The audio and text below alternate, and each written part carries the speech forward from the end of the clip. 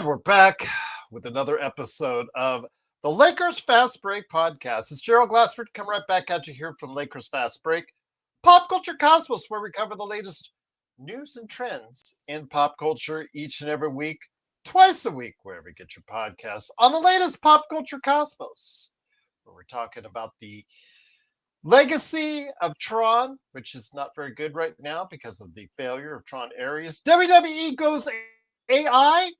What is the real story with Seth Rollins' injury? And also, are there just too many video games in the month of October? We go ahead and discuss all those issues on the latest Pop Culture Cosmos, wherever you get your podcasts. John Costa's here. Go ahead and check out what he's doing today at Lakers Corner and Clutch Talk. Make sure you go ahead and like and subscribe.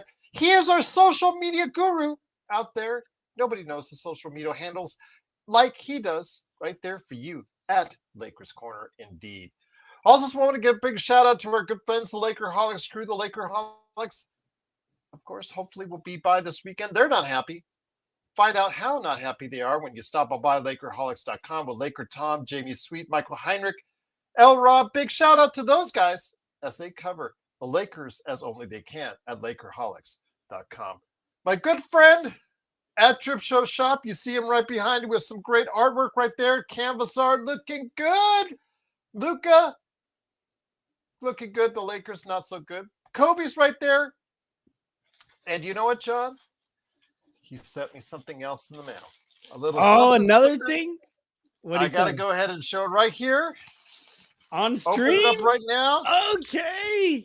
Here we go. All right. At Drip Show Shop on Instagram and Twitter and also YouTube as well. If you want something designed in a way that you've only imagined before, go ahead and reach out to at Drip Show Shop on Instagram and Twitter. Here we go right here. This is what he sent me this time. Oh, that's much love and respect. That is just awesome. Overwhelming again.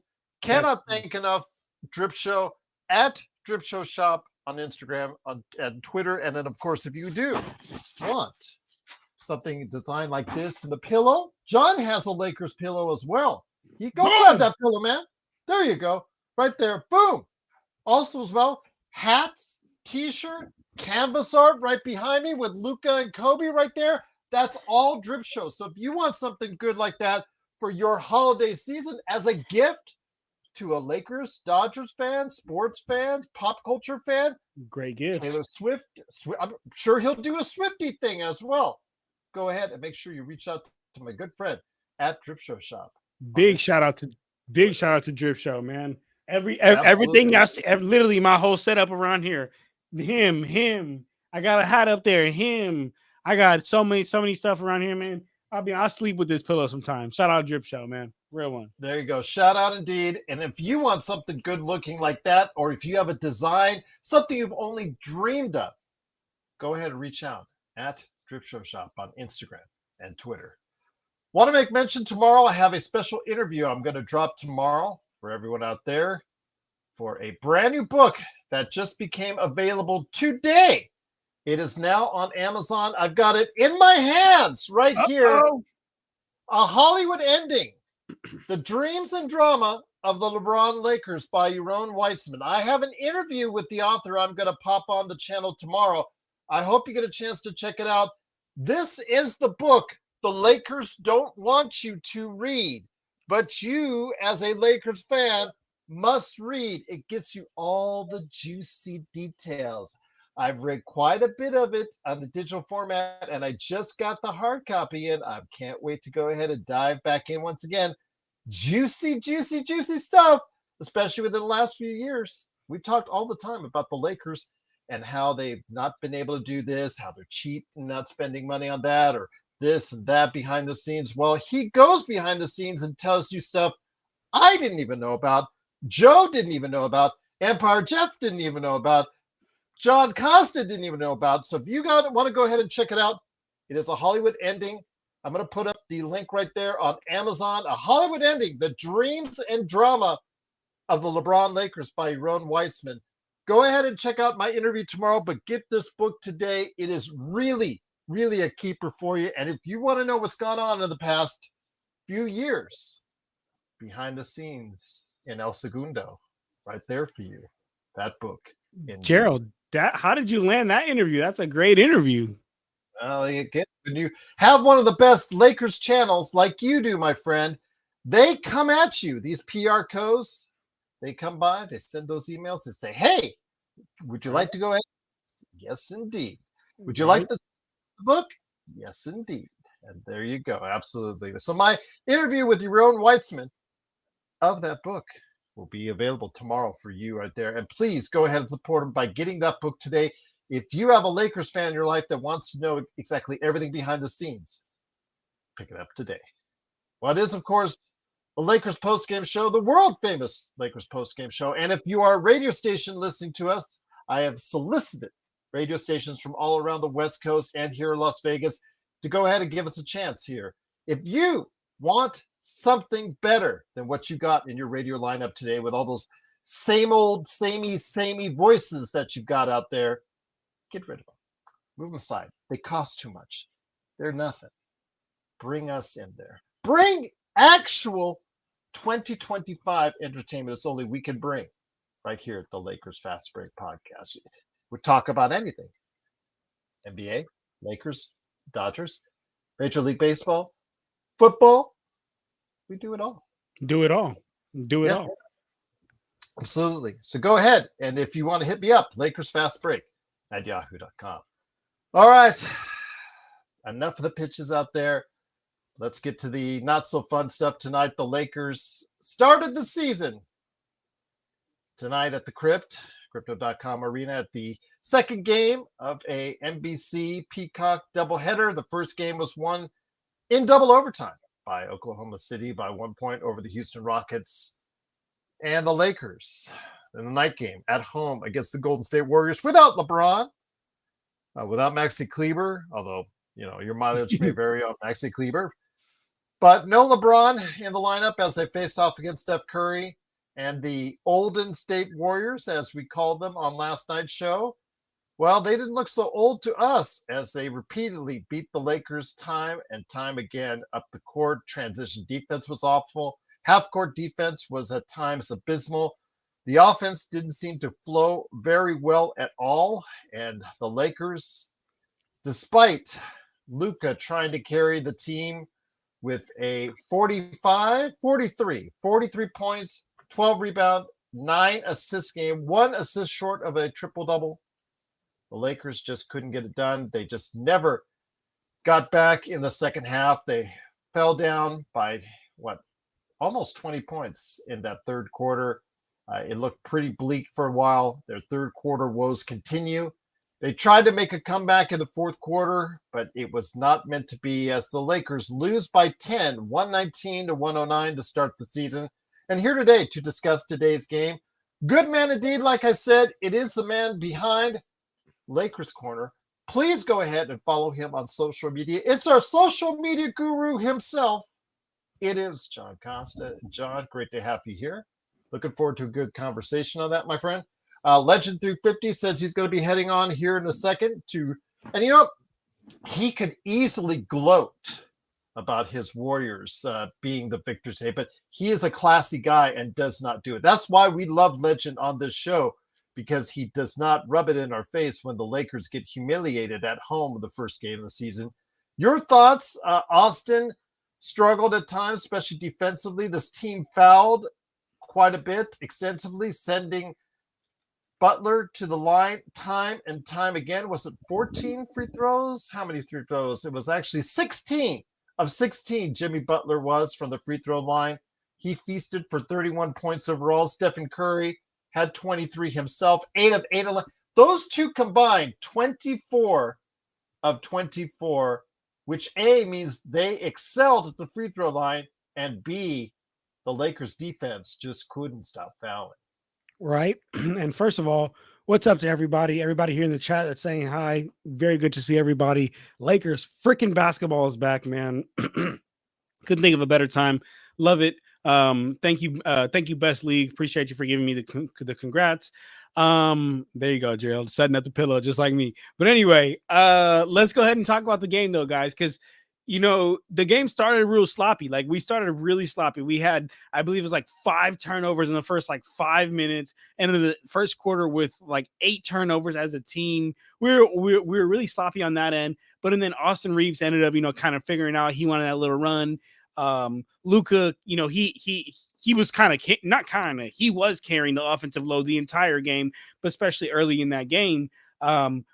And we go on that run at the end of the second quarter. We ended the second quarter, like heading into halftime, so great. Like this is the way we play right here. We were, defensively all locked in. We were on a string. It looked like we was like just one team playing defense instead of 5 individual players playing defense. And if y'all hoop out there, y'all know what I'm talking about. You got to have the defense on the string, and we had that in the end of that second quarter. Offensively, we were firing all cylinders.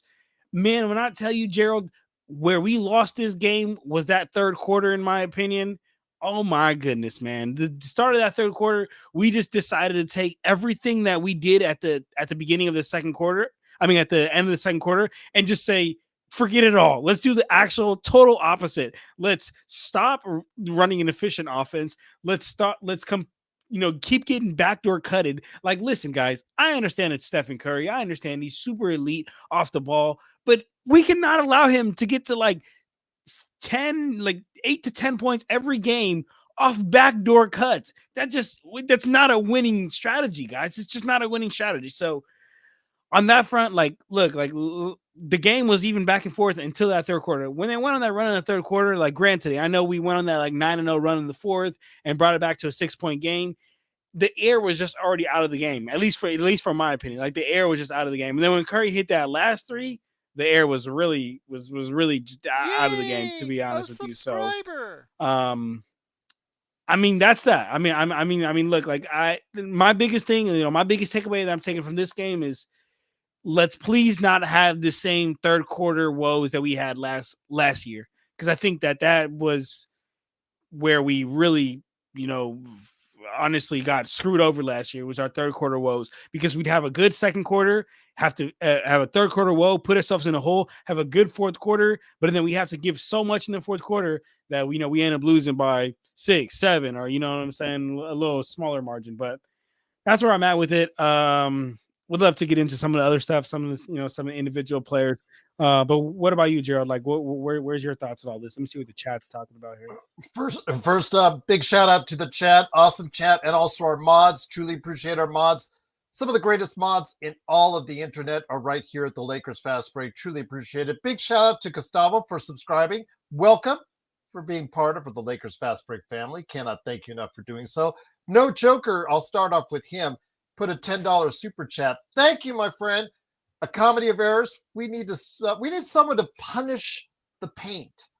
Punish with force, with energy, with resistance. That changes everything in this game. And I couldn't say, I cannot say I agree with disagree with you at all. I couldn't agree with you more on this. It absolutely was a comedy of errors at this point, several times. JJ as well needs to fit some of this blame, because the fact is, you don't leave Marcus Smart out there after he picks up his third foul in the first half. It's coming down to with his temperament. He doesn't know how to turn or lift off the gas pedal. He just doesn't.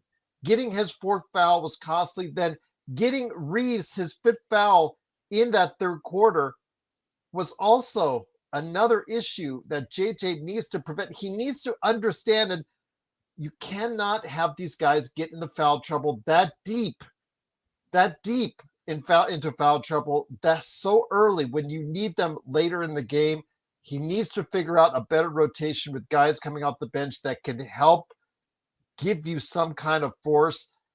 Also, their transition defense, John, was absolutely, again, abysmal. This is something that was all your same old song from last year. And LeBron, 40 years old, isn't running up and down that court this time around, so you can't blame it on him.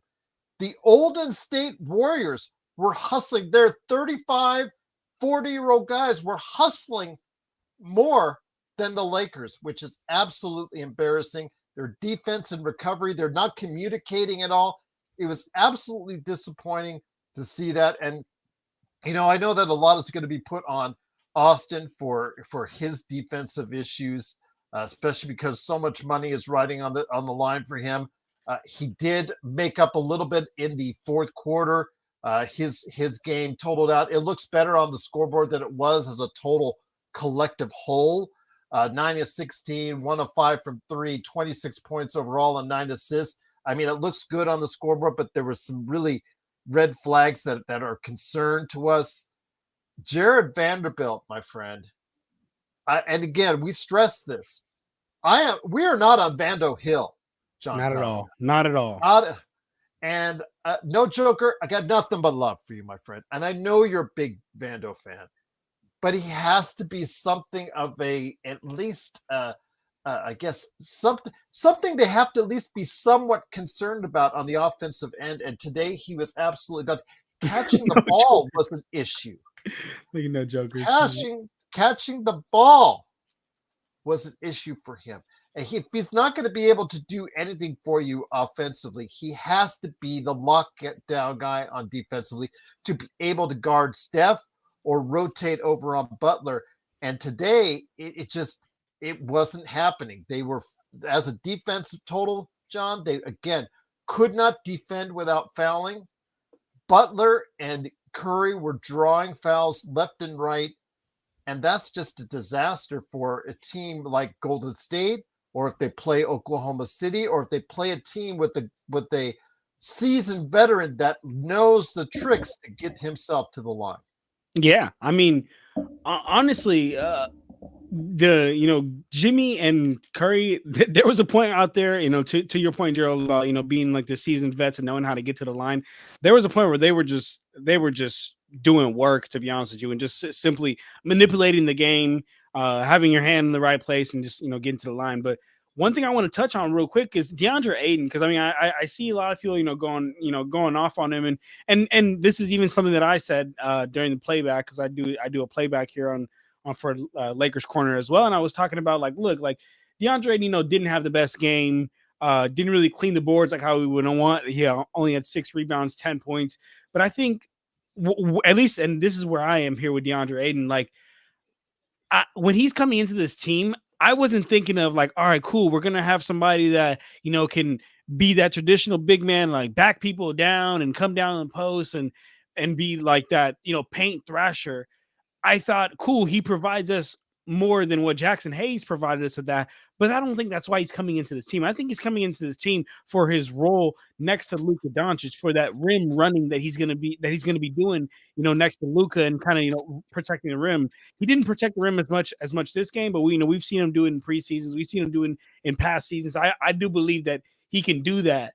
I believe that this was more of a down game on him. I don't want Lakers Nation to kill and ridicule him, because I mean, as Gerald, Lakers Nation is quick. You don't have too many bad performances up your sleeve until Lakers Nation is not down your neck. And I said it during playback that it's going to take. You can set your watch to the amount of minutes that fired JJ is going to trend on Twitter. You can set your watch to it, right? And you could set your watch too for watching the trend. When is get rid of Ayton gonna come up if he keeps playing like this? Granted, I don't think he'll keep playing like this. I think he's gonna come along a lot more as he just continues to get more reps with Luka, as he continues to get more reps with the team. Because in the center, today was as pedestrian Ayton today. It's it not was dominating pedestriating. That's a good one. That's a good one. But look, man, I think it's a sign of concern, but I don't think it's worth us flipping out about, especially being the first game of the season, especially being that where we're really going to see Aiden's impact, in my opinion, is with that 2-man game with Luka, and he's only going to be able to get good at that with reps over time, which is part of, I don't know who said the comment earlier. So if I didn't give you credit, I'm sorry about that. But somebody said the comment of is this team even practicing? Practice is going to be so massive for this team, for Luka and Ayton to just get more reps, get under their belt, to be honest with you. And yeah, 805 Hayes is actually pretty solid, but pretty solid as a backup big. And to my point that I was mentioning is Aiden provides us more of that interior presence than Hayes ever did, to be honest with you. Even though Aiden may have not had the best game this game, like this is not DeAndre Aiden. I'm not saying he's best center in the league type thing, but he's also not a 10-6 type guy. And I think him having a good game next to Luka, him figuring out that pairing next to Luka, that right there is an automatic 6 to 8 points every game just off simple lobs and rolls to the hoop. But again, just something you got to figure out within the system. But absolutely, though, I don't think that DeAndre Ayton played up to his potential, but I'm also not going to die on that hill over the first game, especially when he'll come along a lot more with Luka, in my opinion. RD23 says Braun will make Ayton look like he's on an episode of Beyond Scarcity. Good one, RD23. Good one indeed. Legend. Legend's here. And before I give him a formal introduction, I wanted to go ahead and mention on Twitter, Jovan Buha translated the post game from JJ Redick. JJ Redick said that the Lakers haven't been ready to play since the start of the third quarter since last season. Let me just repeat that to you again. JJ Redick said the Lakers have not been ready to play to start the third quarter since last season, and that he and the group need to make some changes. My answer it's been longer than that. This was going on with Darvin Ham. Exactly. This is something that's been handed down from coach to coach for quite some time. But you think? I'm glad he finally noticed this. Absolutely. Just it's what happens when you don't have an identity. You don't have an identity. Yeah. You don't have a system. You don't have something that you can back up your miscues on. When you're not hitting your shots, that happens in an 82-game season. So what you have to fall back on is your fundamentals. You have to fall back on a system that puts your team in a position to at least stay competitive during those lulls. And when you don't have an identity and you don't have a system and you don't have the fundamentals and you have Jared Vanderbilt shooting threes and going to the basket at crucial moments in the third and fourth quarter, what is going on? Who allowed this to happen? I mean, even Mike Brown benched Bynum for shooting an ill-advised three in a game that really didn't matter. So sitting there and saying, I got to figure something out that's been going on even before you were there. Are you capable of changing what's already there? Doesn't look like it.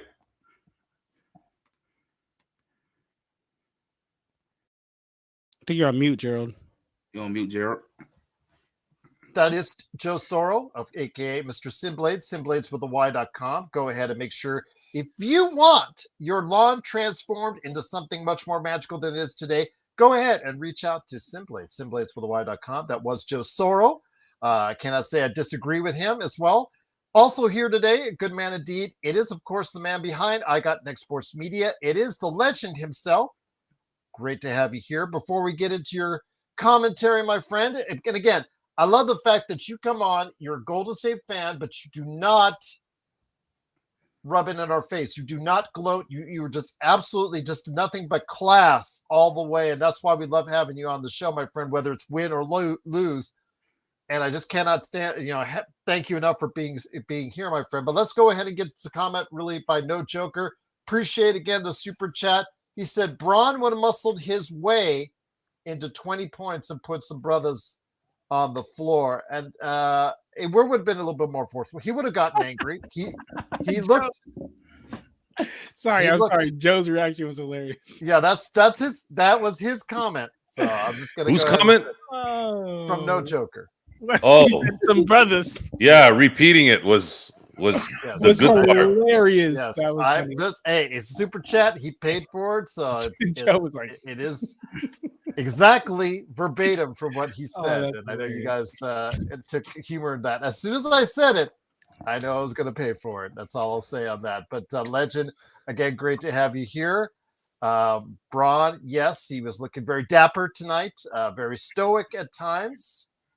Even when Luka was doing well, he seemed to be very stoic. But need I digress on that? Golden State feasted on the Lakers defense tonight. Basically, they just fell into whatever trap that Butler or Curry baited them into. 24-24 at the line. Absolutely magnificent performance from the free throw line. And if the Lakers continue to get baited in by every single veteran player who knows how to trick the refs into calling fouls like that, it's going to be a long season for the Lakers and a lot of easy points for a lot of other people. Yeah, it's pretty much. I would say for the Warriors tonight, they did a lot of baiting and a lot of free throw to the free throw line. And the part that probably shocked me the most was the fact we're an older team who was outrunning them. That was a little surprise. That shouldn't be happening for sure. That can't happen. You can't let a team full of older guys be outrunning you. So that's one of the biggest things I saw too. And too many cuts, way too many cuts, too many times. Somebody's back is turned and then if Durant laying it up or getting an and one, it's one or the other end up happening. Too many of them. But I think what Gerald said the night before, he was right. I'm starting to see that depth part. See exactly what Gerald was saying when you're watching the depth. Okay, it looked like it was Luka, and that's pretty much it. Luka and the lack of depth. Well, we talked about it, Legend, when you and I did the prediction show. Lack of depth really hurts teams over the course of the 82-game season, and your star players can only take you so far.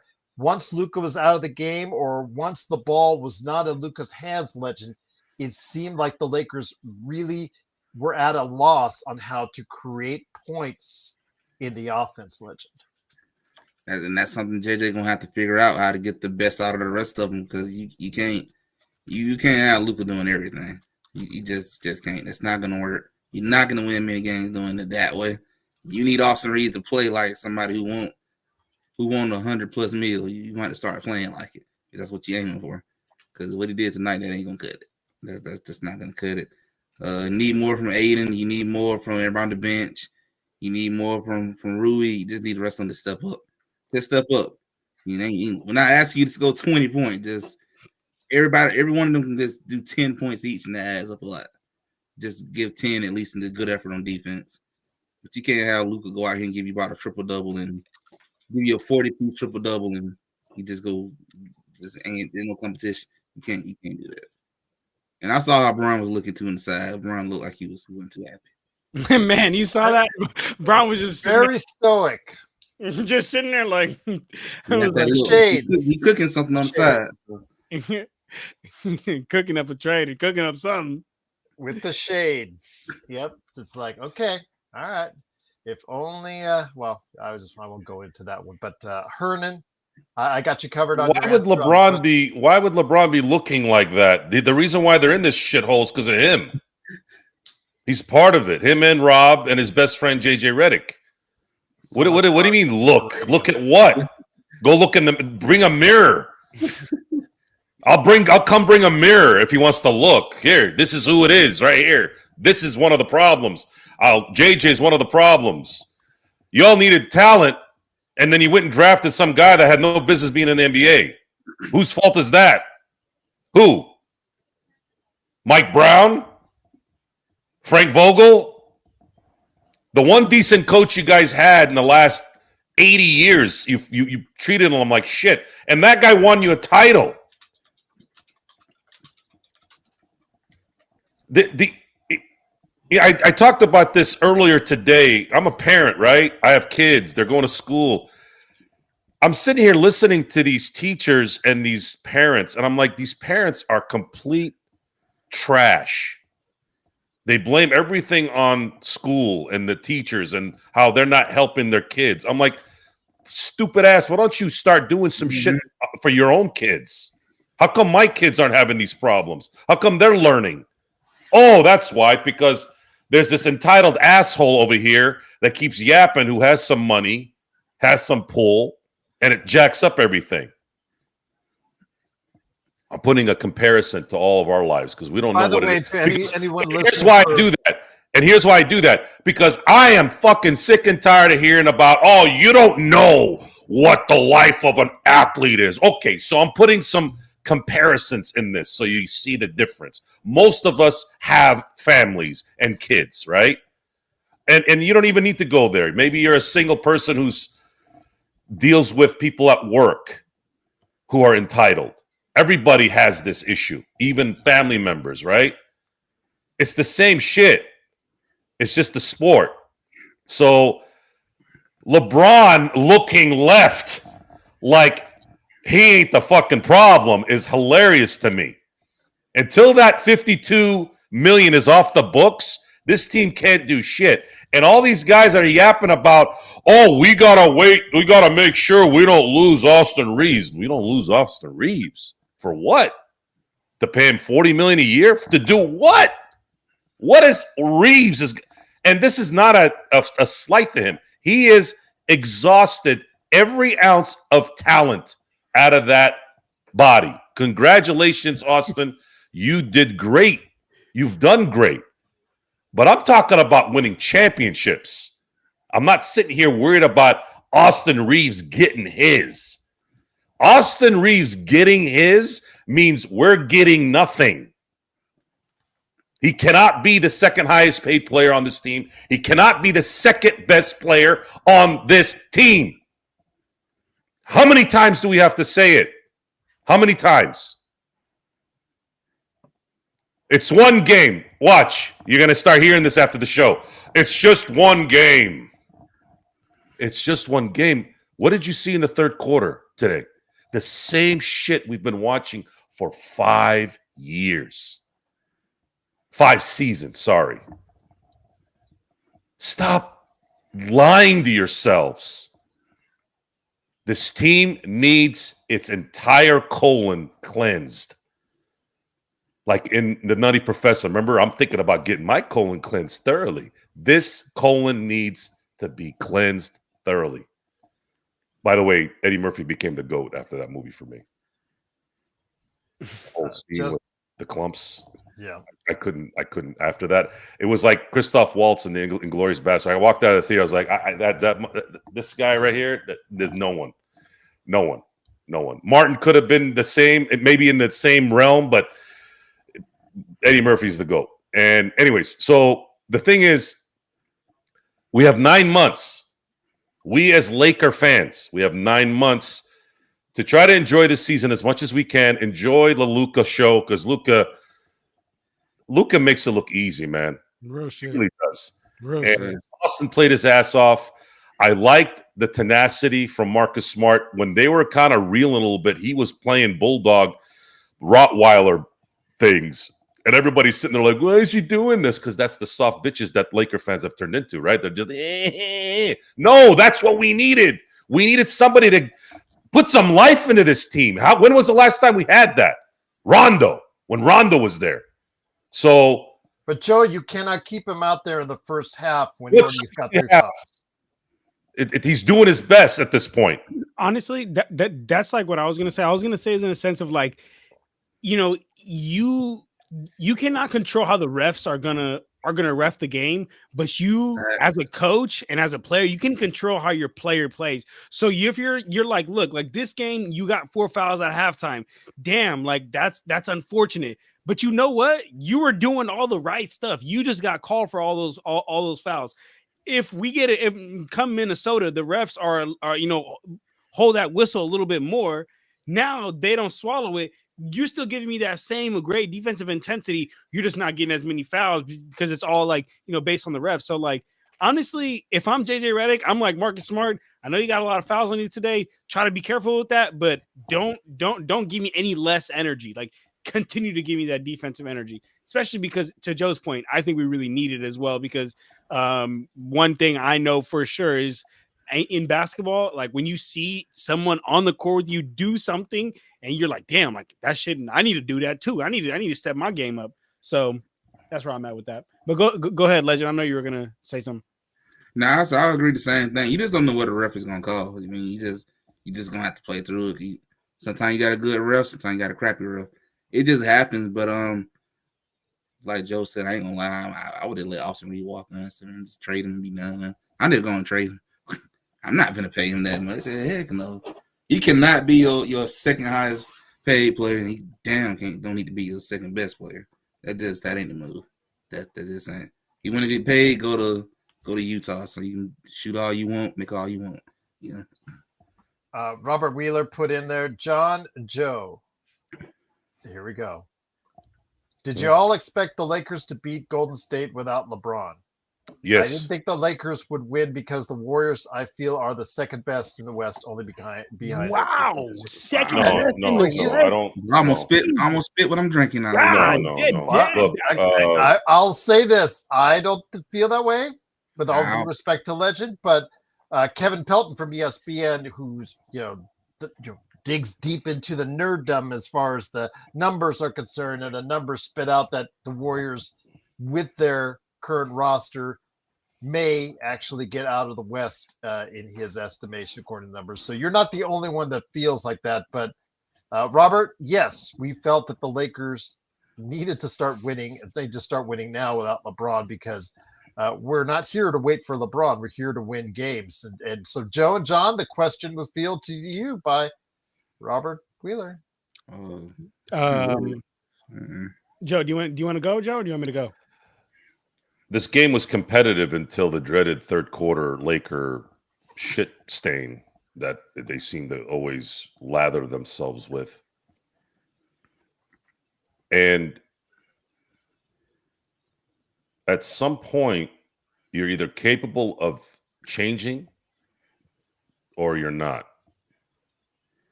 And changing means changing the ingredients. If you're going to keep putting the same shitty spices in the food, thinking, oh, well, maybe if I let this cook a little bit longer, maybe it'll taste better. That doesn't work. You could put the best chef on the planet. If you give him shitty food to cook with, he's not going to be able to make good food. It's a combination of both. You got to have both. Sometimes talent, the food tasting good, the food being good, can be somewhat tasteful, if you will, with a marginal chef or marginal cook. And what the Lakers have is they have a NBA first team, top 3 MVP as of right now on the team. So that's the good food. LeBron is desperately needed on this team because there isn't anyone else really that could be that guy. And when you watched, I'm going to use San Antonio as an example. When you watch San Antonio play back in the day, and Duncan would sit, and Leonard would sit, and Manu would sit, and Tony Parker would sit. You know what I noticed about those teams? I noticed that they still ran the system. They still were productive. They may have not won like they would with those guys regularly, but they did in spurts. They did when they couldn't use those guys for a 3 or 4 game stretch. They ended up winning 3 out of 4 with guys that are not at full capacity. Until this team gets to that point, you're just not gonna be what you need to be when you're at full strength either. You don't have anything to fall back on when things are not working. DeAndre Ayton, I think he's going to be the whooping boy this year. Sorry, Gerald. That's the only word I can think of.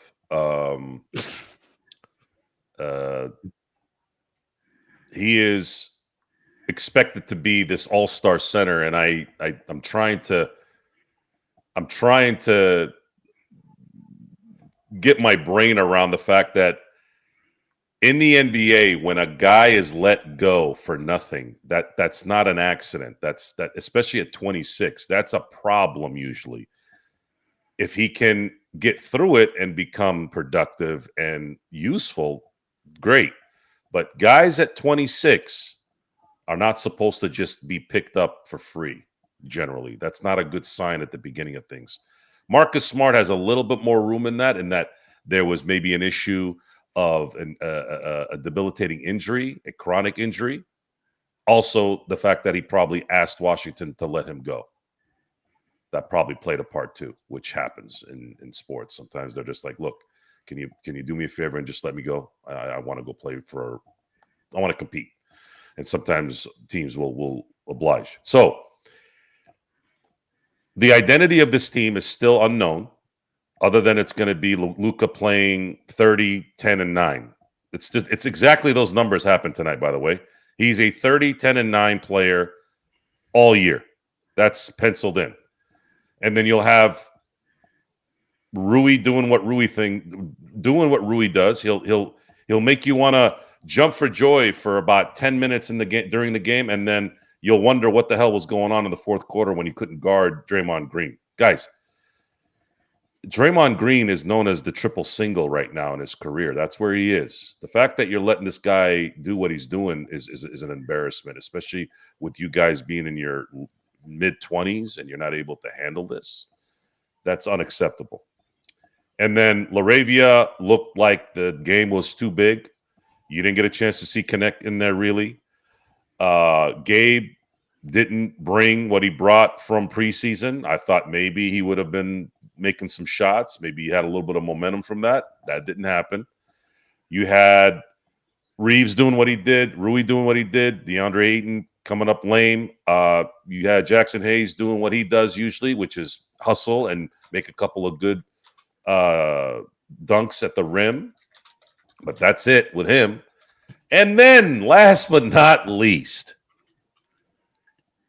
Jared Vanderbilt. The Kwame Brown is he a small forward, a power? What is he? He's like a small forward. Okay, he's the Kwame Brown. Yeah. He's the Kwame Brown. At least Kwame Brown knew he sucked ass. Jared Vanderbilt all summer was at least Kwame Brown. When you, at that time, ball was more position based. It was more still going down low to start the offense and let the guy in the block dictate what to do next. When you had that, Kwame Brown was consistent in one area, which was stabilizing. He was good at stabilizing and keeping that guy having to work for what he needed to get. That was the one good part about Kwame Brown's game, was he was a good defender as a one-on-one defender, especially as a center, because he had that base and he was big and really, really strong below the waist. So I'm trying to figure out what if I'm a general manager, I'm calling JJ Redick in and going tomorrow morning. I'm going, you see this part over here in the second half? It was a critical part where the Lakers were kind of sort of not really doing anything to show that they were going to win this game, but there was still a little bit of an opening. And then in back-to-back plays, Jared Vanderbilt goes to the basket to try to make a floater. Was that a floater even? Oh, a half pass, half float. Half pass, which is basically what we've been saying about Jared, is he's a scared puppy. A 6'8" Inspector Gadget length arms and legs, yet he's scared to make a basket. God help us all, right? And that was bad enough. Then the next play, he's shooting a 3 from the corner. And I'm trying to register this. How does that happen? How do you allow that to happen as a coach in that moment? It's mine. What did Chad Michael say in Blades of Glory? It's mind-boggling. Mind-boggling? No, bottling. Oh, bottling. Yeah, because it's bottled into your mind. There is a super chat for you. I wanted to go ahead and mention to you, Joe, and then actually I got a question for you as well, John. Joe, when you don't feed the big man from Nick T, thank you for the super chat. They will get lazy. LA running your turn, my turn offense with AR Luka, and don't get me started with the 3-guard. So here's the other part. Thank you, Nick T, for bringing that up. This is something I actually had forgotten about because it happened early in the game, and I was like, why are you giving DeAndre Ayton the ball at the freaking elbow and then waiting there with your You with your schlong in your hand. No one moving to the basket. No one. Everyone's sitting there. That's not his game. He's not Jokic, where he can turn around and make a floater at the elbow anytime he wants, or pass to the guy in the corner when they collapse on him and double team. I'm just a guy in his office at 10:30 Pacific Standard Time, right? I'm just that guy. Yet I'm sitting here trying to figure out what the fuck are you not? Oh, and it wasn't the only time. It happened again, I think 2 series later. I'm like, what are you doing? Why are you giving DeAndre Ayton the ball on the elbow? That's not his game. You're setting him up to fail, and then you're going to fail. This is game 1. What were you doing during your not giving a shit preseason game? What did you do in training camp? Because I can't watch backstage Lakers anymore. I watched it the other day, an older one. The amount of regurgitated, cliched garbage that these guys do, I can't do it anymore. I can't listen to it. You get no information from any of these assholes, and everything's fake. Anyways, so what are you doing in training camp? Playing Bronny. That's what you did. Every time I saw anything of relevance in preseason, you were playing player 11 and 12 half the fucking game. When are you going to – why don't you let these guys – what's the point of preseason then? Might as well not have it. Oh, we'll work our way into it. Well, you're going to work your way into being 0-2 by Friday. No, just it's exhausting to be this way all the time. Now, I can handle it. I'm wired for it, but it drains the people around you. And I don't like doing that either. I have a heart for people around me, whether it's on the show, whether it's people around me here that are sports people. People want positivity. They want to get excited about things. I'm like, what am I going to get excited about? You know what I'm going to get excited about? The Dodgers. Whooping ass. That's what I get excited about. I want to see greatness when greatness is supposed to be there. And if greatness isn't the task, then what the fuck are you doing? Gerald. What are you here for? I can see my conversation doing a radio show? with the radio station. Yeah, he's trying to do the radio. Why did you tell me you were doing the radio thing? I sent you an email last night. Your emails? Oh, man. Send me an email. What is this, 1999? I sent you an email. I sent I the radio station. I deleted 2,189 emails yesterday from my Yahoo account. Man. Read the damn email. I don't have time to read emails. Send me a text. On it during playback. Send me a text. That is true, Joe. You complimented him on it. You did. No, I'm talking about no. I complimented you on what you in your description of the people on the show. I didn't read anything after that. That was the email. Yeah, I didn't read it. After that, I didn't read it. You're hilarious. Block. Nobody wants you here, Block. You can just go Anyways, when I get to if I ever get to see a radio station manager and they're serious about picking, the first is that Joe guy? Is that Joe guy gonna keep it clean? We got the 7-second delay, man. But if he's no, it's okay. That's what I'm gonna. We'll do it again. We'll do it again next time. This time I know. It's okay. He's good. He can rant. Try to do it when we win a game so that we're not on fire. No, it's okay. I'll just tell them he can rant. No. I can hold the curse words. He can bring down your station, and he can do it without cursing. Look, man. I'm going to be real with you here. Okay, look, I don't. I want to help you. I really do. It's all good. But there isn't a radio producer or a manager at a radio station in anywhere around this planet that's going to be able to handle me. They will not deal with me. I'm very difficult to deal with. Oh, you it's think? Just the way it is. Because most people that I converse with are stupid that are in high positions. It is what it is. They're not very efficient. They're lazy. They're stupid. They have problems that I don't give a fuck about. It's like, dude, I'm here to work. Are you here to work? Or are you here about feelings? And I've had this problem before it became an in thing. This wasn't the last 5-10 years. I've had this issue 20, 25 years ago. That's why I didn't get in the radio the first time, because I knew I was going to have to deal with some radio producer that I would have probably ended up throwing out a fucking window. No Joker says, Joe admitted Braun is the GOAT. Good night. Block, the reason why is because you're not worthy of me calling you the correct name, so I'm calling you exactly what I want to call you, and it's Block, and it's before we head on out, by the way, I know you're going to head on out, my friend. Please go ahead and give a cheap plug, because that's what we like to do here in the middle of Joe's rants that use a lot of naughty language. Yes, please. Everybody, please do check out my page. I got a Lakers Corner page. I do 3-minute game recaps. It's actually what I'm about to go record and edit right now. I do a weekly show, which I'm going to be doing a weekly show here on this Friday. So I'll be able to drop that. And yeah, I mean, hey guys, you can always check me out. All my Lakers content.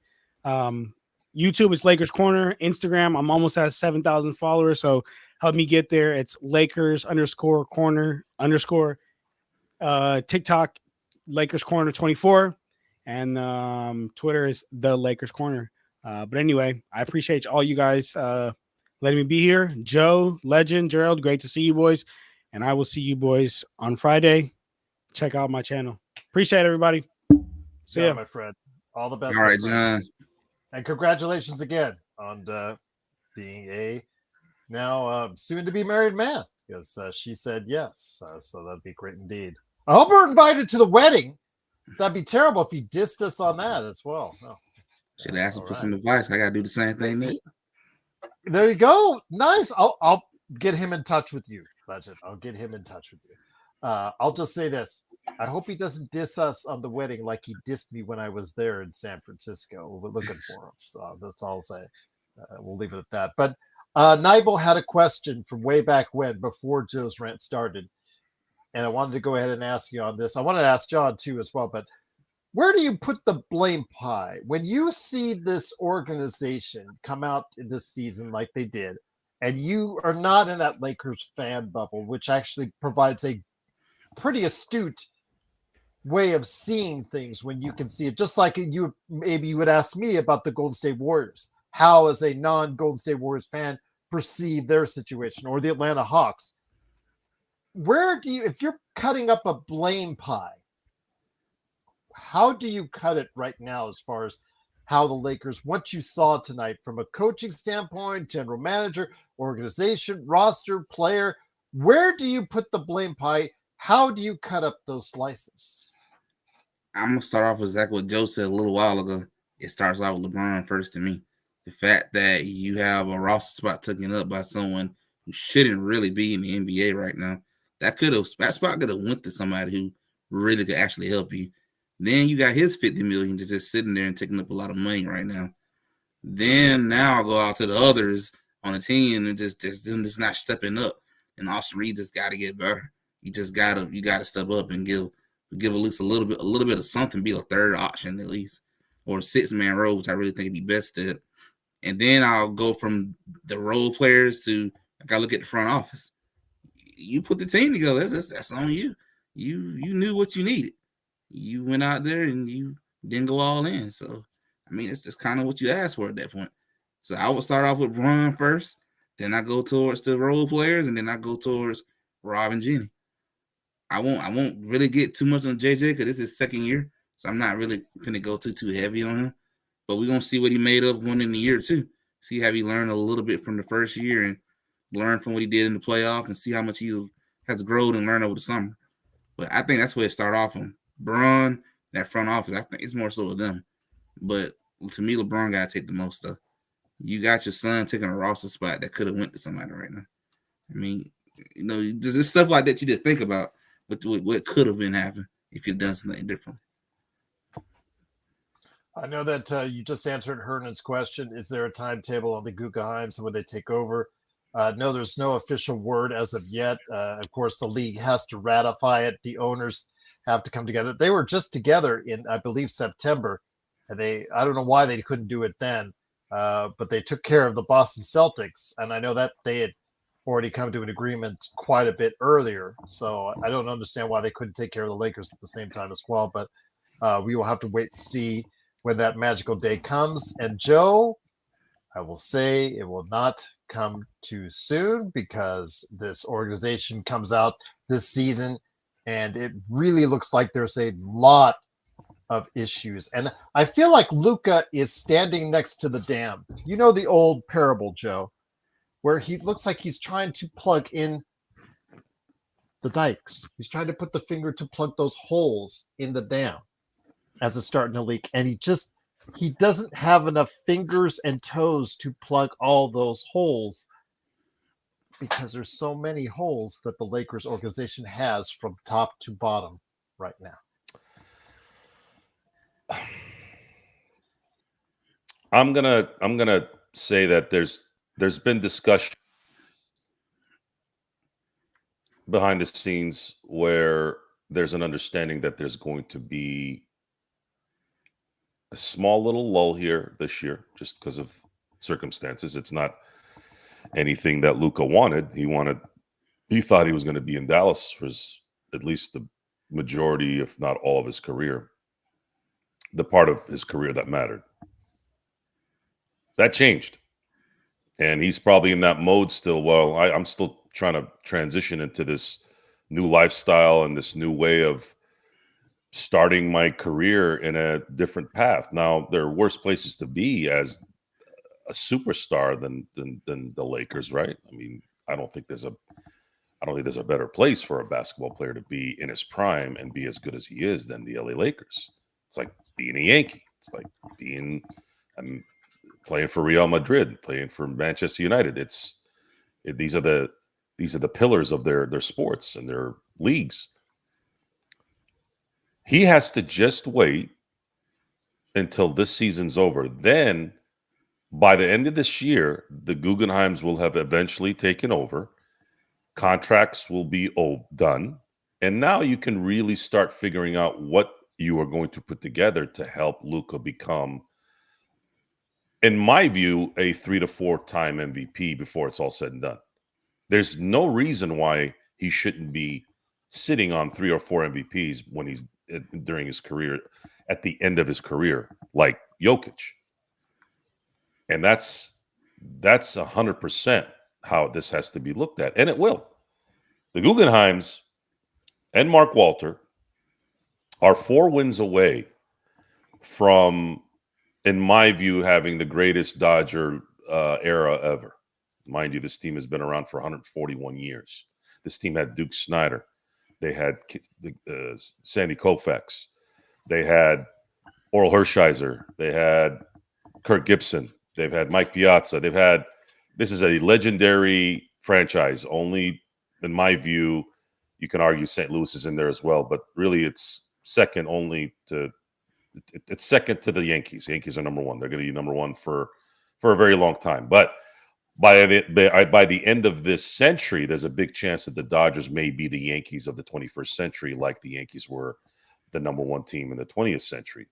And that has a very good shot at happening if this particular team continues to have the leadership they have. So that's the part that kind of sets me in a little bit more of at ease, because they do have a budding superstar that's just hitting his prime. They have the most capable ownership, in my view, in sports coming. And now they just got to take out the trash. They got to take out the trash. And I'm not saying LeBron James is trash. His ability to engulf everything around him is the trash I want gone. And I need Laker fans to wake the hell up about Austin Reeves, Rui Hachimura, and guys like that. I'm very proud of Rui, and I'm very proud of Austin Reeves for what they've done in their careers. They deserve every dollar they end up making. I promise. If somebody wants to give them $40 million, I'll pat them on the back. Hey, man, you guys killed it. Congratulations. It can't be in LA. It can't. This team needs a superstar next to Luka, and then you build according to those two. Now, if you can get 4 or 5 guys like Oklahoma City, sure. There's a problem there, though. Oklahoma City has 80,000 draft picks. That's why they were able to do that. The Lakers don't have that luxury. So Lakers have to go get those guys. Who? I don't know. It's going to depend on a little bit of them wanting to come to LA. And they will come because they always do. They always do. They always end up in LA at some point when they really want to come to LA, especially when LA has room. So do what you can here in the next 9 months. Have the parties, have the hellos and goodbyes. Get it over with, clear that cap space, and let's build the next Laker dynasty with your main pillar being Luka Doncic, which I don't see anyone other than Luka and maybe Jokic, in my view, that are perfect candidates for that.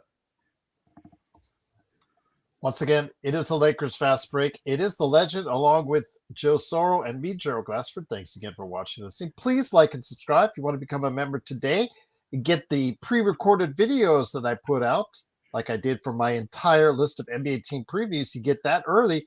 Go ahead and become a member today for just $2.99 a month.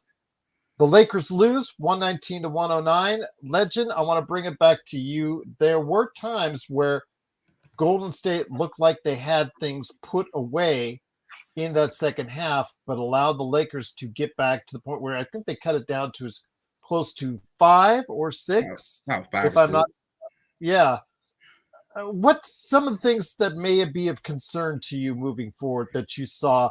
Obviously, the good. If they're lighting it up like they did from behind the arc, Buddy Hield obviously did a great job coming off the bench for them, and the fact that again, 24 of 24 from the free throw line for Stephen Curry and Butler. Obviously, that's outstanding, to say the least. Do you see some signs of concern going forward? Because again, there are some people out there in our chat and then also as well experts that are thinking that Golden State might actually be on the verge of having a really good season. My only concern from that little brief moment was just the fact that we're on a dry spell a little bit, and then you start having little defensive collapses here and there. That's my biggest concern. And I also want to see, as time goes on, how do they look when you can't get to the free throw line that often? Because you're not going to always get to the free throw line, so you can't always bank on it. You just bank on the referees to hope they're going to bail you out and stuff. So I kind of want to see this offense tonight, what it look like when you're not getting 24 free throws, what things look like them is a little bit tighter and a little more sweatier. But my only concern just from that brief little moment was just the fact that it's the dry spells. Because that kind of reminds me of what happened in that Minnesota series when Steph wasn't there. You had no offense to go, nowhere to look at. That's probably my biggest concern, other than the age part, with this team. I see what everyone's talking about. I am beginning to see a little bit what they see, but it's those two things that just can't ignore. The age part and the fact that sometimes I don't know what I might get from pausing. I don't know.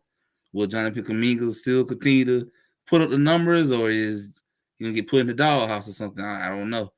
So just stuff like that make me a little concerned about this team. But we're going to see. Like I said, it's just game one. I can't take a lot from it just yet, but I might can take a lot from this one and tomorrow night, being 2 back-to-back tough games going against Denver tomorrow. So we're going to see how that looks and see what I can take out of that one.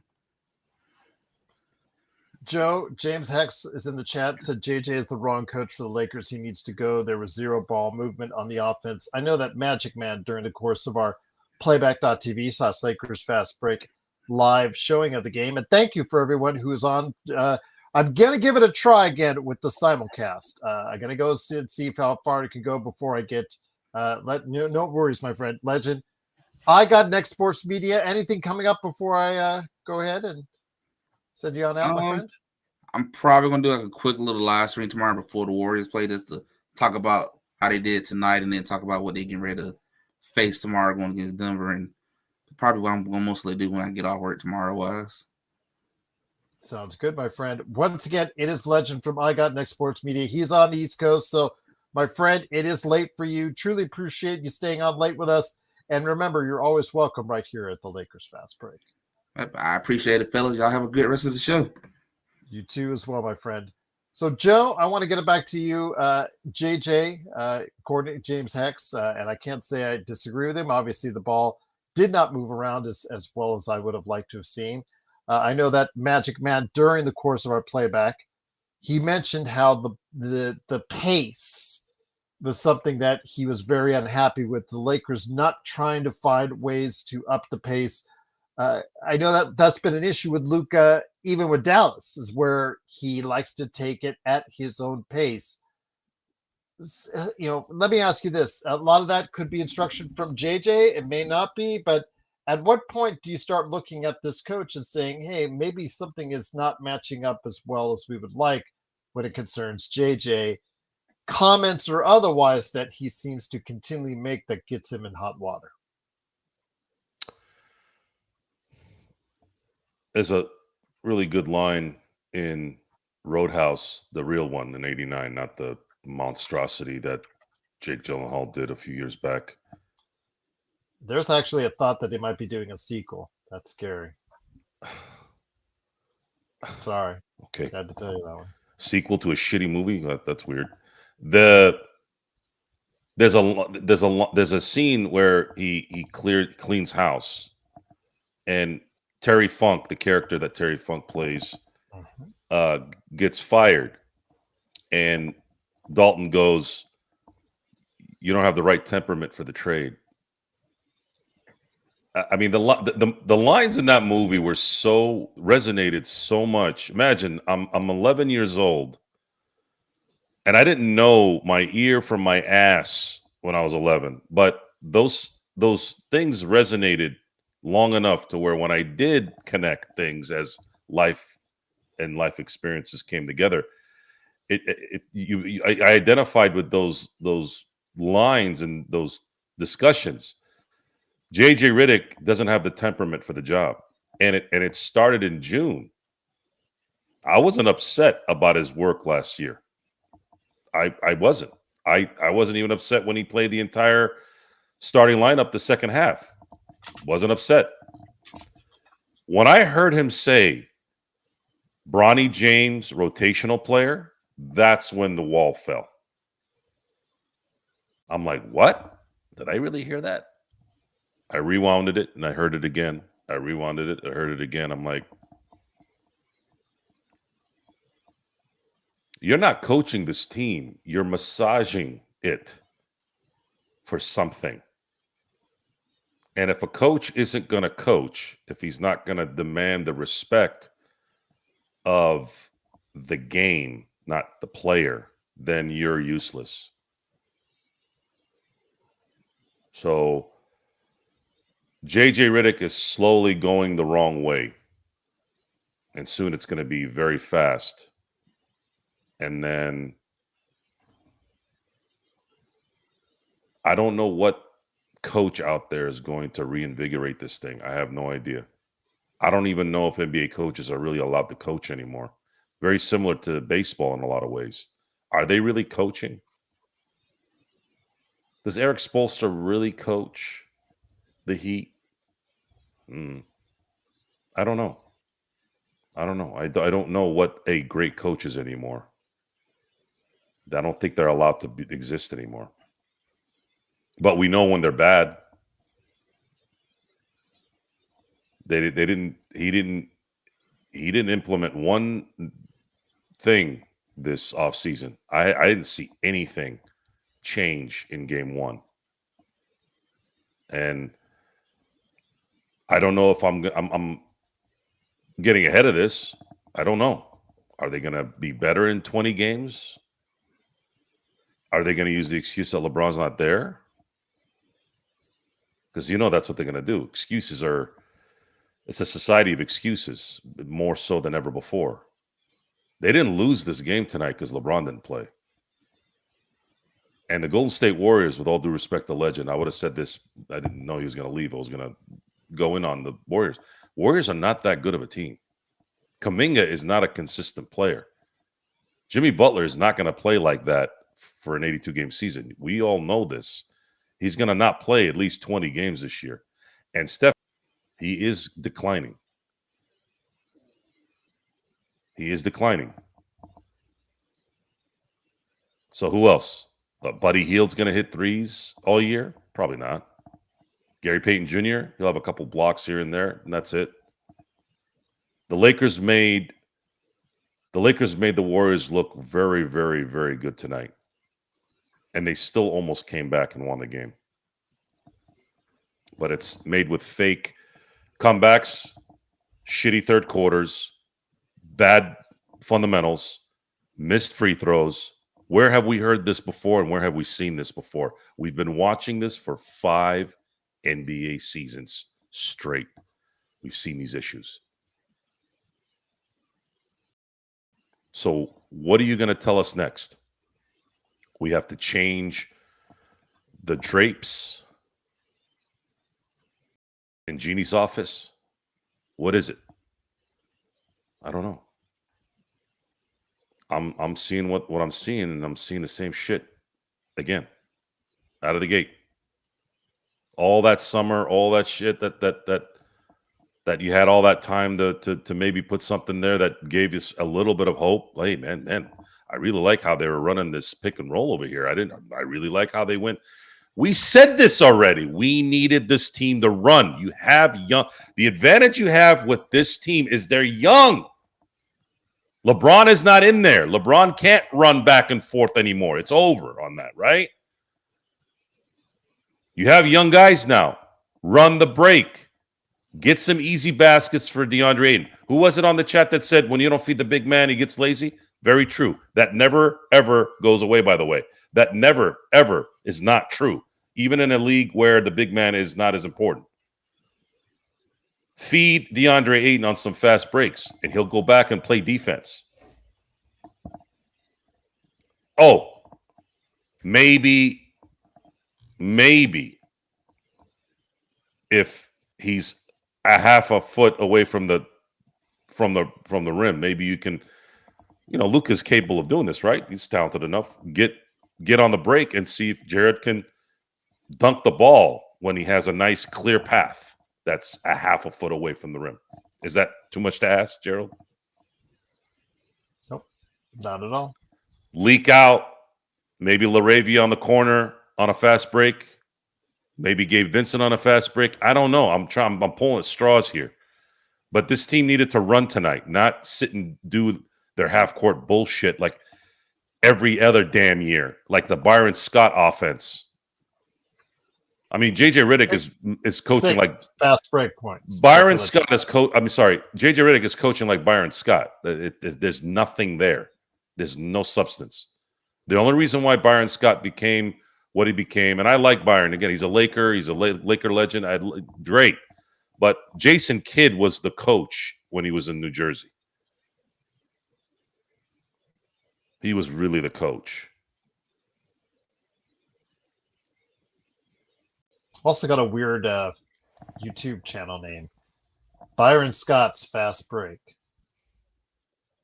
Okay. Wonder where they got that from. I'll leave it at that. Once again, it is the Lakers Fast Break. Everybody has a podcast now. Yeah.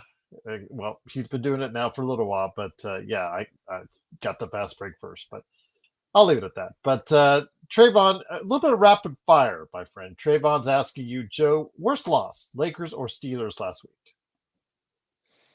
Well, they both have something in common. They both lost in similar fashions in that the Steelers have a habit of losing the Thursday night game on the road. And then the Lakers continue to suck ass in the third quarters of every game.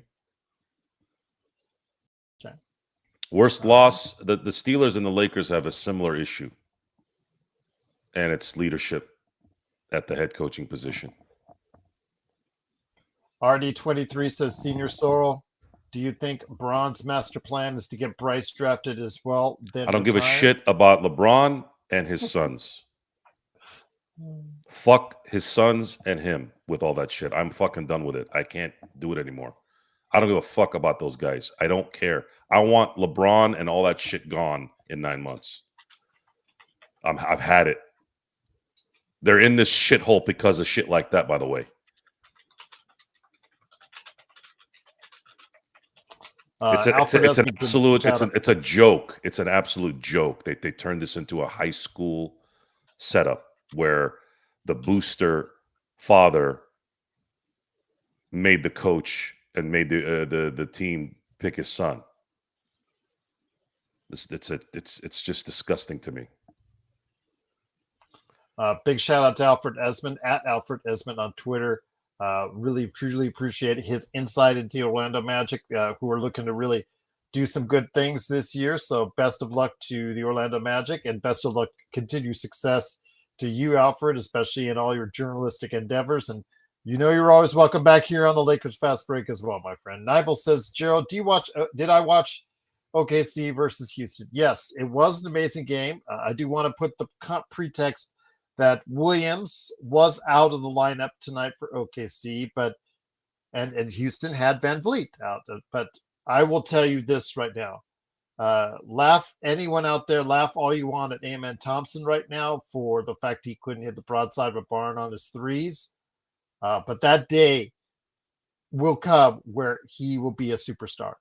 Everything else tonight, he looked really, really amazing. And that he looks like a guy that's ready to take that next leap. He wanted that spotlight. He tried very hard, couldn't execute well enough down the stretch in the regulation, but he is learning and adapting. He was not supposed to be their point guard. Then all of a sudden, due to what happened with Van Vliet, he is now their point guard. So laugh all you want out there if you want to laugh at Amen Thompson and the Houston Rockets. But I think by the end of the season, Amen Thompson's going to be really something special indeed. And if he can get anywhere near to an average three-point shooter, that's going to open up his game even more. And he is one of the best defenders in the league. Just a sensational two-way player on the rise. And I think he is going to be a special player indeed. That's what I'll leave at that. But again, OKC getting it done at home, but needing 2 overtimes. But they did have Williams out of the game. You saw that game with us from time to time on playback. What were your thoughts on both OKC and Houston? It was a great game in that you saw the youth and the skills of two teams, and then you had the wily veteran in Durant, who still has something left. It was a really good NBA basketball game. Yes, it was. It was really good one. Yeah, absolutely. Double overtime. They take the win by 1 point. But some of your observations on the players, do you agree on Amen Thompson? I mean, you had remarked. Amen is going to be a two-way player in the league. He'll eventually develop a shot because he has to, and he has the talent to do so. And if he can become a bona fide two-way player, he's going to be a perennial all-star because he has the talent. He does have it. It's going to come down to, does he want it? And that's always a hit and miss these days. I don't know. I thought Chet Holmgren did really well tonight. Yeah.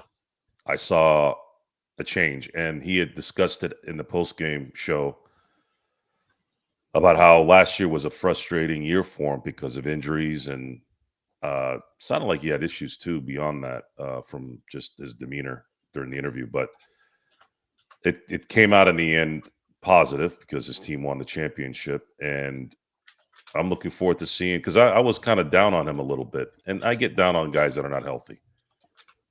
I'll get impatient with guys that are not healthy. Like, dude, come on, enough of this.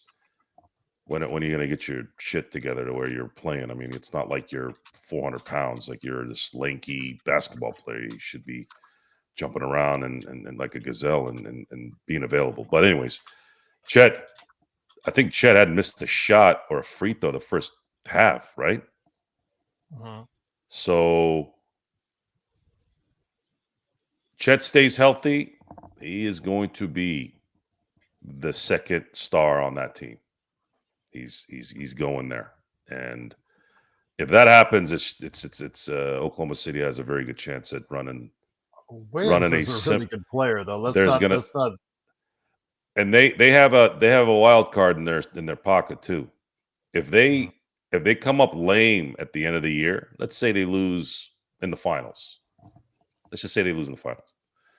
They can pull the trigger on something because they have enough assets to do it and enough talent on that team. So they're going to be around for a while, especially if Presti stays there. That's what it's going to come down to. Will Presti stay there? If Presti stays there, if he's happy with his $4.5 million a year, instead of getting coaxed into something else, maybe by the Guggenheims. That's where I'd go to first. Just saying. When the Guggenheims bought the Dodgers, it wasn't long enough. And Ned Colletti, who was the GM of the Dodgers, Ned was no slouch.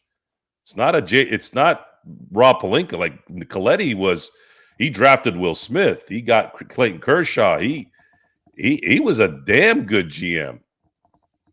Nope. 2 years later, that little guy in Tampa, Guggenheim's like, we want him. We love Ned, but we want him. So, yeah. I think that's part of why maybe my optimism on the next phase of things is lingering here. My rant tonight is more geared towards same old type stuff, not so much dread. And I see some possibilities of maybe a little bit of a mirror from what we've already seen in a different sport. Because the Dodgers are 4 wins away from really having one of the more epic runs here, especially in baseball. You're talking about a team, not counting the COVID year because it was only 60 games, but this team, since the Guggenheims have owned it, have averaged 103 wins, minus that year, obviously, because they didn't play 162. They've averaged 103 wins. That includes playoff wins as well. And if they win the next 4, they'll have won 3 championships in those years. And then, of course, 2 of those championships that they lost were they were cheated. They were cheated by the Houston Astros and the Red Sox. So 5 pennants, 2 more titles that should have been in their pocket, but they end up winning 3, let's say, if they win this year. And there's more coming, too. That's the beauty of this. We're talking about Shohei Ohtani era dynasty. You could even say the Shohei dynasty is just getting started. If they win it this year, Shohei will have been a Dodger for 2 years and will have won 2 MVPs and 2 titles. So what the hell's going to happen in the next 8 years? It's like getting Joe Montana in 1979. They start winning Super Bowls in San Francisco with him. Magic started winning championship with Magic pretty much right out the gate. Same thing with Larry Bird. It's good times. Good times to be. I think in the end, I think it's a good time to be a Laker and Dodger fan here. We just have to get through this year for the Lakers fandom. Get through this year and get the right leadership in there, and hopefully they clean house and bring in the right guys. And that's what the right guys are in terms of a coach. I don't know. I'm looking at the list of coaches in the NBA. I don't know who's really a great coach. I don't know. I really don't. Alfred Esmond, obviously a great part of the show. Whenever you can stop on by, sent you a super chat. Truly, thank you so much for the super chat. All the super chats tonight. Truly appreciate it. Alfred Esmond said, Joe, your thoughts on the Magic for this year? Well, I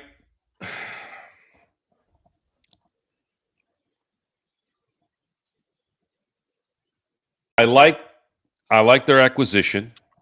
They're trying to win.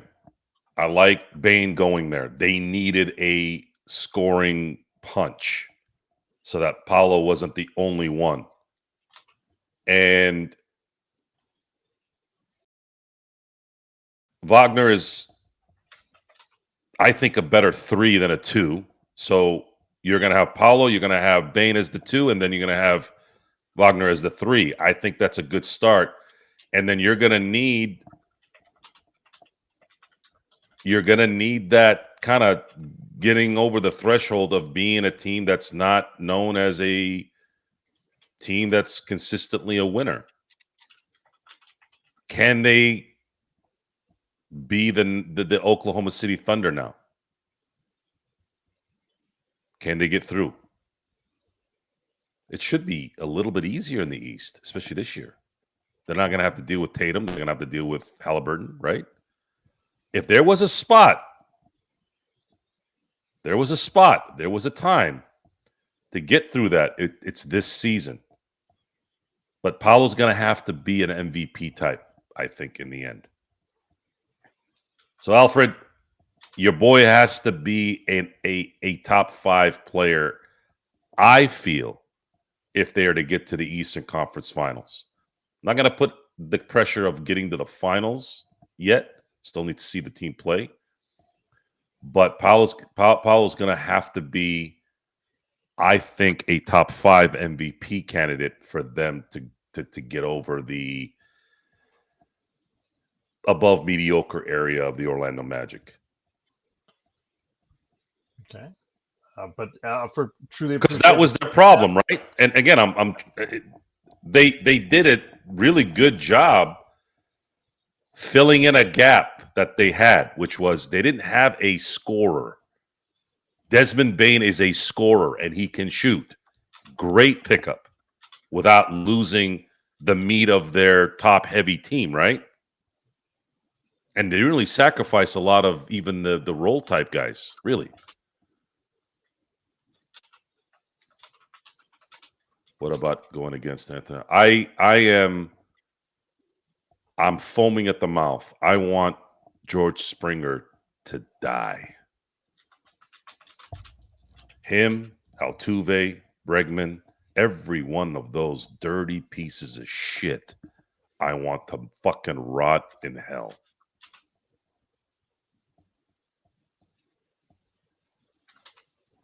Especially George Springer and Altuve and Bregman, especially those 3 fucks. Gary Hill is part of that too. Boy, we went south on that one, didn't we? Yes, we did indeed. Hernan says, Alfred, I skewed out of the Orlando thing, but hopefully I threw enough information there to say Orlando has an opening here. But yes. Paolo's going to have to be an MVP type player for them to get to the Eastern Conference Finals. And Franz has to shoot better. If Franz can shoot consistently, I think Franz, Franz as a third guy, I think is the pressure is going to be a little bit better for him, a little bit easier for him to get maybe better shots because Desmond Bane can being shoot. There makes it a little bit easier. He does. Franz is a third guy on that team, and I think it's better for him. I always call it the Lamar Odom thing, right? Lamar was never going to be a 2. No matter how much you screamed and yelled, Lamar Odom was never going to be a 2 on any team, but he was a really good 3. Hernan, again, do you remember, question from Hernan, do you remember the Lakers with Magic in the 80s? Yes, I do remember. I started watching in 77 when I was 8, to give you an idea about the Lakers. I don't remember going to the casino. I couldn't go to the casino because I was a teenager in the 80s, but we did come up once a year. We used to stay at the Hacienda to give people some nostalgic, as far as nostalgia back for Las Vegas back then. But yes, we usually came up, stayed at the Hacienda.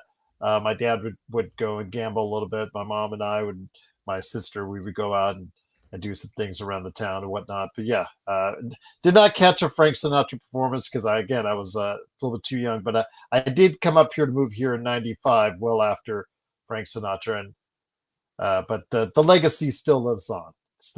Fly me to the moon. Oh my gosh! Yeah. RD23 says Glassford and Sorrell, you just became the Lakers head coach. Hopefully not one and the same, but I get your drift.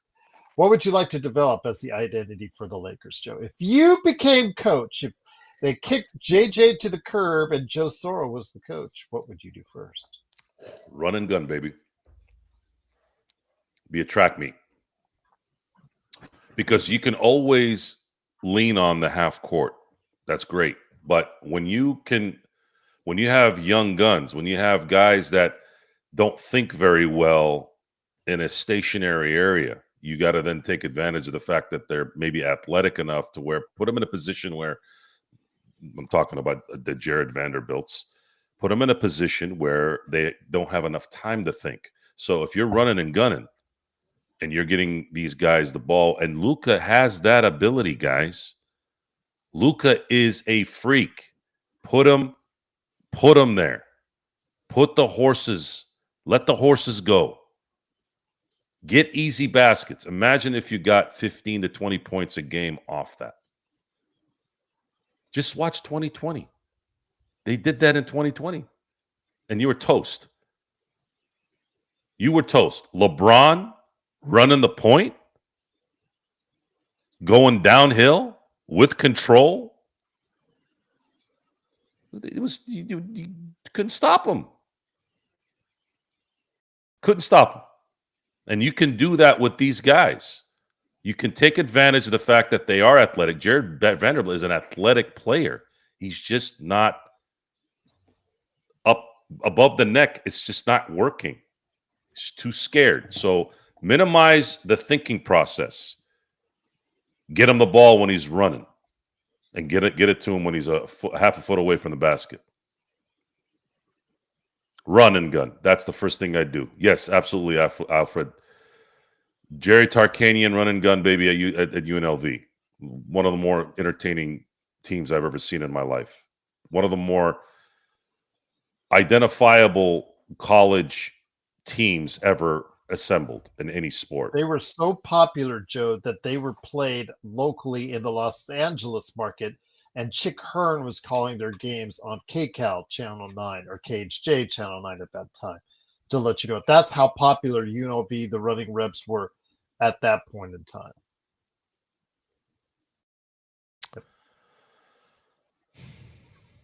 It was a great time. It was a great time to grow up in the 90s, especially as a sports fan. And this is at a time when my team sucked ass too, by the way. But you had the Fab Five, you had the Running Rebels, you had Michael Jordan, you had... I loved Loyola Marymount with Paul Westhead. Loved that team. I got a chance to see Jerry Rice at his peak. I saw Barry Sanders at his peak. The 90s, Sports Center, ESPN. I feel so bad for the current sports fan. Guys, Sports Center and ESPN with Dan Patrick, Keith Olbermann before his brain turned into shit, Stu Scott, Linda Cohn. That whole, imagine having every anchor of a show be a Hall of Famer. Kenny Mayne, all of them.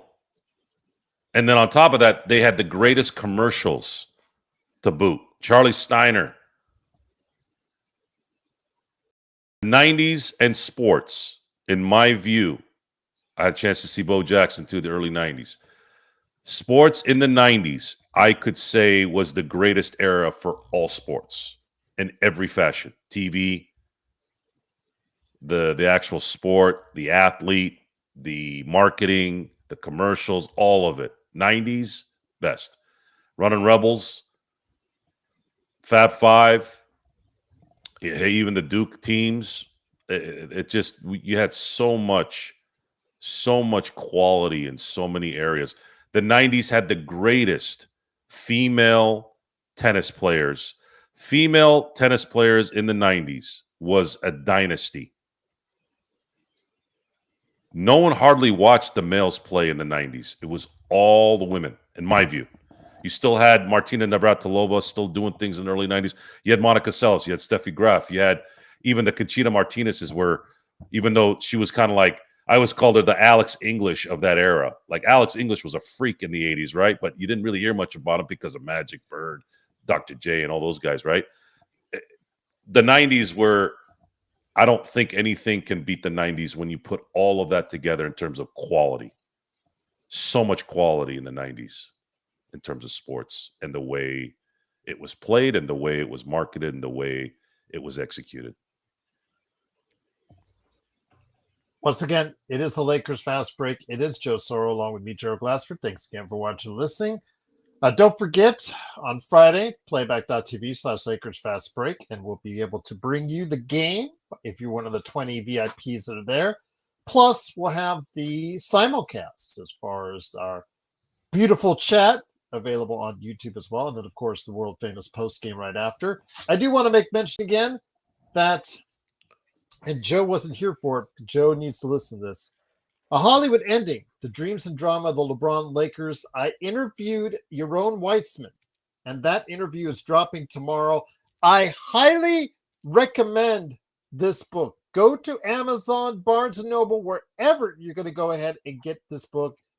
If you want to know the insides of the Los Angeles Lakers, stuff that Joe doesn't know about, stuff that Empire Jeff doesn't know about, stuff that a lot of people don't know about. In fact, the Los Angeles Lakers didn't want Yaron putting this out there. They actually threatened legal action against him at one time about this book. So there's a lot of stuff in there, and I've read it quite a bit already.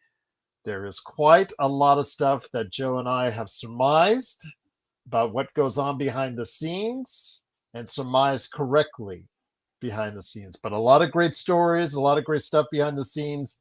If you are interested, this is for you, Lakers Fast Break fans. Go ahead and pick it up. Again, A Hollywood Ending, the dreams and drama of the LeBron Lakers. I will put the Amazon link in the description below.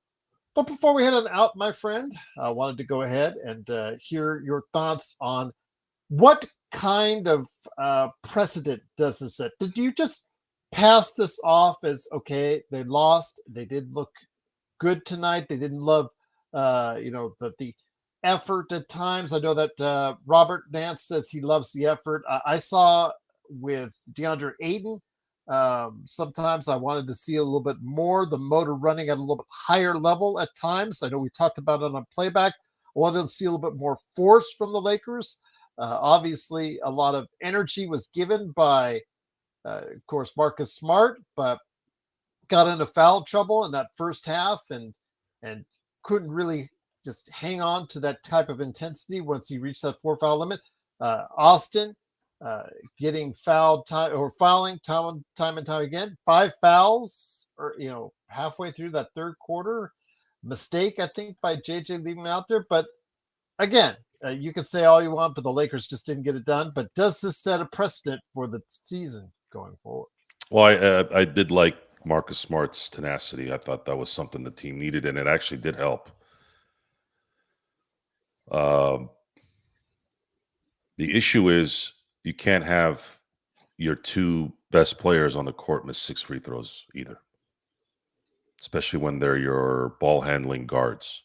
So Luka and Austin Reeves went 7 of 10 from the free throw line. That's 6 points they left on the table. I'm not saying you got to make all 10, but you got to be 9 of 10 in these kind of games. Because if Jimmy Butler's hitting 16 out of 16, you have to hit 9 out of 10. So now you have 4 extra points there. And it might not sound like a lot, but in a momentum, in a and one and a momentum shifting play, that extra point helps. And also, Luka wasn't too good on from behind the arc. If they're both hitting 20% from the 3-point line, that's not going to help. They both needed to hit. Luka needed to hit 2 more, and Reeves needed to hit 1 more. So let's look at the numbers there real quick, Gerald. If Luka hits 2 more 3-pointers, that's 6 points. If Reeves hits 1 more, that's 9 points. If they both go 9 of 10 from the free throw line, you're looking at now how many points? Well, you're looking at 13 points. What did they lose by? They lost by 10. Sometimes it's not that difficult to know why something didn't work out. And it's not maybe entirely their fault. Maybe they were tired, or maybe they had an off night. But see, that's the whole point of a system. That's the whole point of getting easier baskets. JJ Redick doesn't seem to understand what he has in this roster, because there's too much thinking about appeasing things. It's not about doing what is necessary. If LeBron James was 27, we're not having this discussion. But LeBron is 41. LeBron is done. Why are you kissing this guy's ass?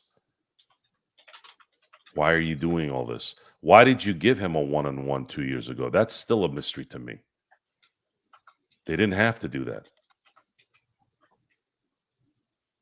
They just got bounced by the Nuggets at that point. If it was after them going to the Western Conference Finals, okay, I would have understood that maybe a little bit. But this management is there to appease, and if they are all about selling jerseys and all this bullshit, this is good timing that they're selling the team, because y'all can eat shit with your jersey sales. I don't give a fuck about your jersey sales as a fan. I'm not paying tickets and I'm not wasting my time because you're selling jerseys.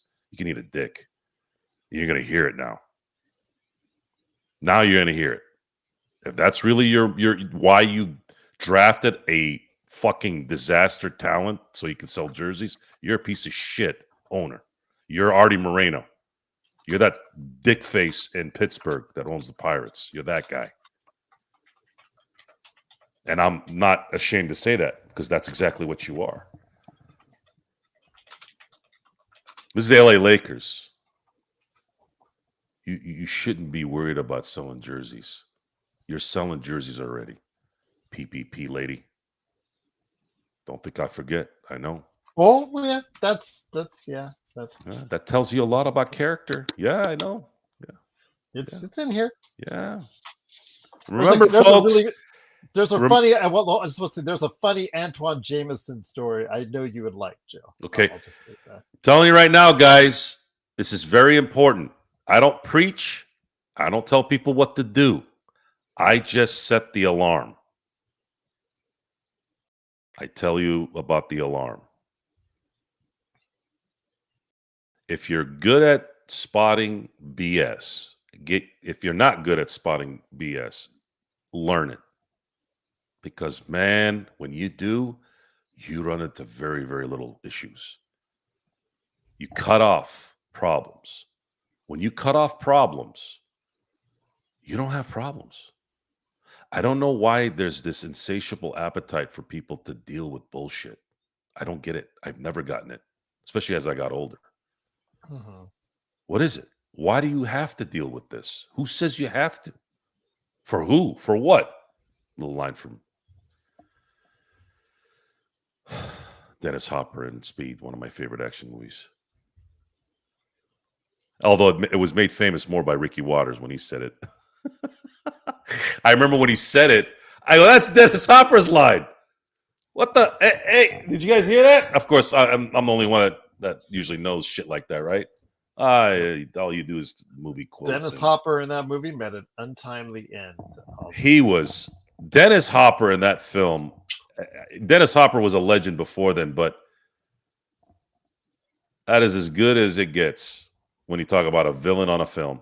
And the way I felt like my dad when he watched The Natural. My dad, God rest his soul, I watched The Natural with my dad a few times. He goes, I can't tell if he's acting. He was just in awe of Robert Redford in that movie. He goes, I can't tell he's acting. I go, that's the point, Pop. That's the point. And he goes, yeah, but this is different. Like, it's freakish how good Redford was in The Natural, right? Dennis Hopper for me in Speed was that kind of like that feeling. I'm like, Dennis Hopper, I feel like they called him up and they say, hey, man, we're going to be doing this movie about this bus that drives around LA and there's a bomb in it. And we need to 60 miles an hour, I think. Right, yeah.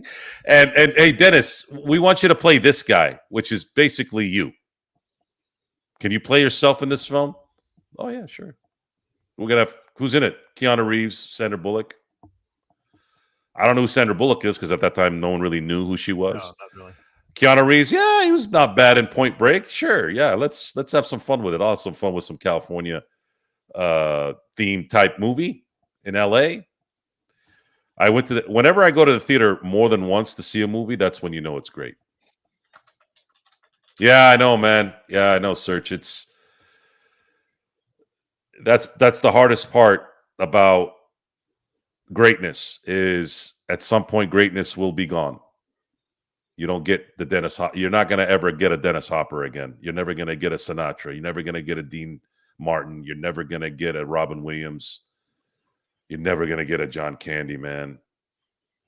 That one is still 31 years later. It's still sad. Speaking of which, you should go ahead and check out that. I did. I watched it already. Yeah. I was waiting for that. From Colin Hanks, Tom's son. Yeah, it was. I'm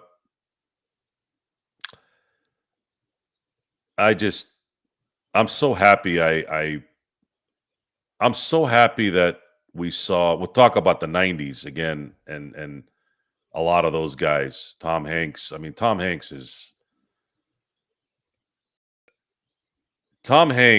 has made me cry laughing so much, and we know that John Candy would have been that guy still. I wish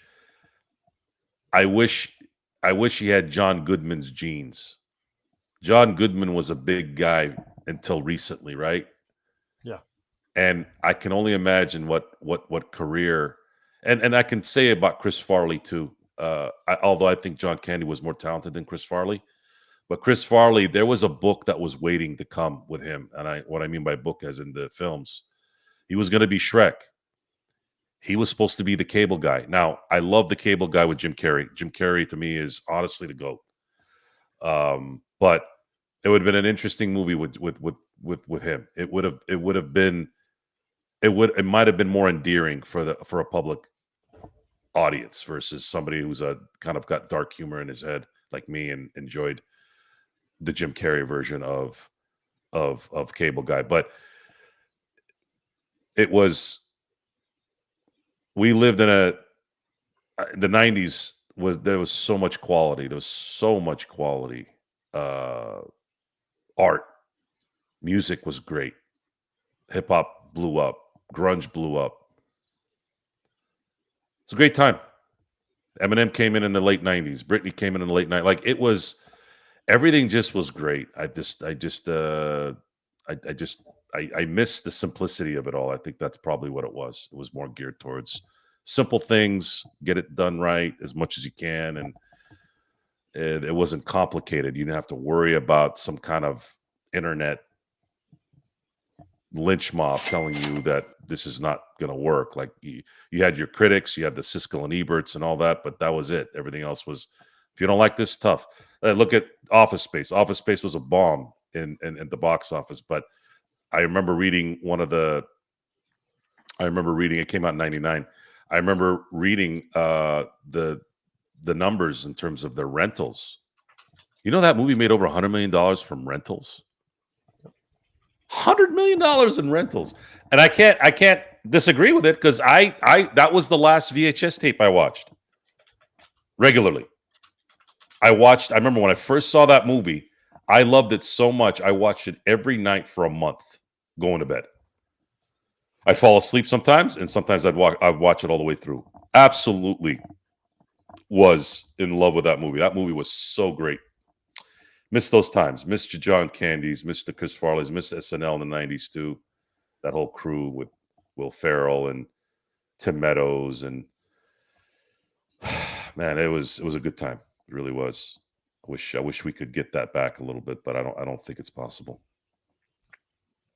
Did want to give a shout out to Intel Wild. Truly appreciate you being here, my friend. I know that you came in late, but again, disappointing third quarter as the Lakers lose 119-109. Our next game is on Friday against Minnesota. Again, we'll have it for you on playback.tv/Lakers Fast Break. The simulcast will be on our YouTube channel, providing I don't get any copyright strikes against me. Also, as well, want to make mention that, of course, my good friend up above that you see, not only right there, Luca, already displayed as far as canvas art. You got right there, Kobe displayed as canvas art, but also Kobe right there. Just, truly overwhelming what Drip Show does. The quality, the work right here, Joe, is just absolutely amazing. He's made you a hat, shirt. He's got the sign. You've got canvas art behind you as well. He does such great details, so many great things. Dodgers, Lakers, sports, pop culture related. I was even shouting out as far as, if you're a big got a big Taylor Swift fan and want something custom made like that, anything you can think of, he might do. Just go ahead and reach out at Drip Show Shop on Instagram and Twitter. Reach out, go ahead, message him of what you're thinking of. He'll let you know if he'll do it. He'll let you know if it's in a shirt, hat, pillow, canvas art, something else. If he can do it, there's no one better as far as canvas art or any type of art for that matter for you than Drip Show at Drip Show Shop on Instagram and Twitter. I'll tell you what, my friend, though, before we head out, I did want to tell you a story. Because you know how often I give the pushback on people in our chat about the A's, you should be grateful having the A's in Las Vegas, et cetera, et cetera. We talk about that, right? How nobody in our city wants the A's in Las Vegas here. Well, I passed by a store here, and I'm just going to go grab some milk, whatnot, leaving the store, and I look at the racks as far as men's clothing. Got full-on Aces 2025 champions, full-on UNLV racks and rack of stuffs. Dodgers racks and racks of items, racks and racks of shirts, jackets, etc., etc. All full price, Joe, $25, $30 and like. And a big sign, Joe, for the A's t-shirts, clearance at $5. I think that says it all, Joe. There's going to have to be some winning before there's a connection, I think, there. Well, we don't even the Raiders. Yeah, same thing. There has to be A's, some winning in the the Raiders. A's. Same The thing A's as well. The A's are the most.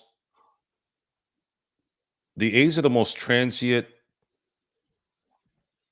franchise, I think, in sports history. They won in Philadelphia when they were the Philadelphia A's. They won in Oakland when they were the Oakland A's. If they win in Las Vegas, they'll have that. It's an interesting history of the A's, and no one's wanted this amazing franchise all these years. They won championships in the early 20th century. They won in, I think, 1910, 1911. That's the Philadelphia Athletics, correct? Philadelphia Athletics. They were the Yankees coming out the gate because the World Series started in 1903.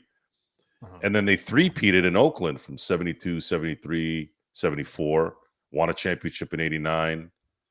A lot of history there, man. A lot of history with the A's. They were the Kansas City A's for, I think, 12 years. I mean, it's, for me, some of the greatest players of my growing up were A's players. Ricky Henderson, Mark McGuire, Jose Canseco, Walt Weiss, Carney Lansford. I mean, when we were kids, we used to imitate these guys' batting stance. Eck, Dave Stewart. And it's amazing how Reggie Jackson was Mr. October before he was in New York. He won 3 straight titles with Oakland in the 70s. It's amazing how you can have so much greatness in an organization, yet they couldn't keep those guys in Oakland. Just sad. So what happens in Las Vegas now? Now they'll have been in 4 cities. So what's next? Says, well, at least the A's aren't to Colorado or the White Sox. Well, they haven't been able to draw in many, many years, Aaron. So we'll see how it works out. It'll be a lot of teams coming in. Dodgers, Angels, doesn't matter who, Blue Jays, what have you, coming in, and the fans will all be from the other team. It's just like the Raiders games, where sometimes as much as 70% of the crowd is the opposite team. So we'll wait and see how that happens. But before we head on out, wanted to go ahead and hit up JY's question. As long as the Lakers aren't a play-in team in the regular season, they give themselves a shot, Joe and G. I mean, you have Luka, So you always have a shot. Yeah. Yeah, there's a shot, but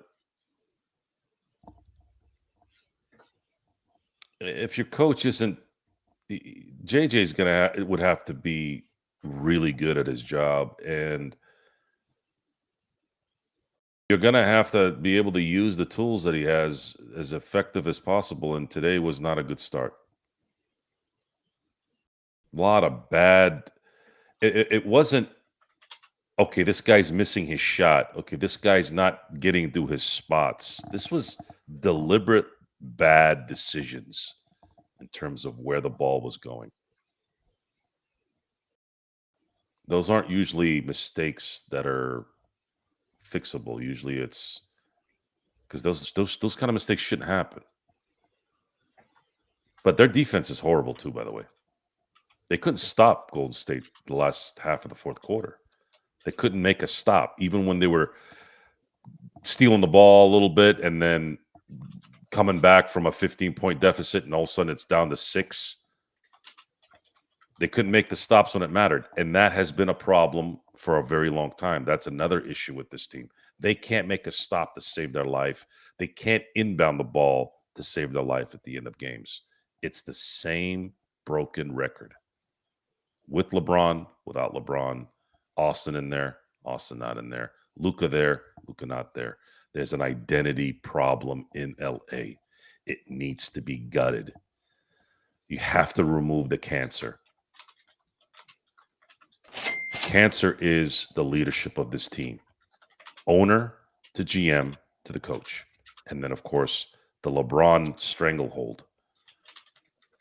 The LeBron stranglehold needs to be cut so that you don't have to worry about appeasing him and still not getting anything out of it. That is the worst thing you can do in sports.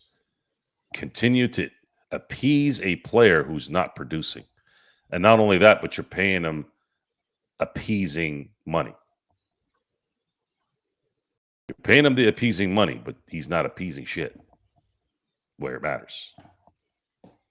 Intel says LeBron is the cancer, and then a super chat. Thank you so much for the super And chat he again. is. Intel. He is a cancer. He is a cancer, But he said also as well, though, he said he finished it off with, if LeBron was there, we could have won, but because the Warriors aren't that good.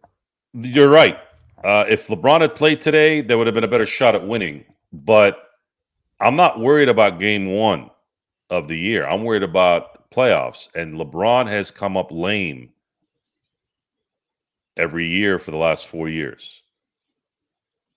You're not paying him $50 million to come up lame at the end of the year. And yet you have to also be realistic that you're asking a guy in his 40s to be a star. And he's not.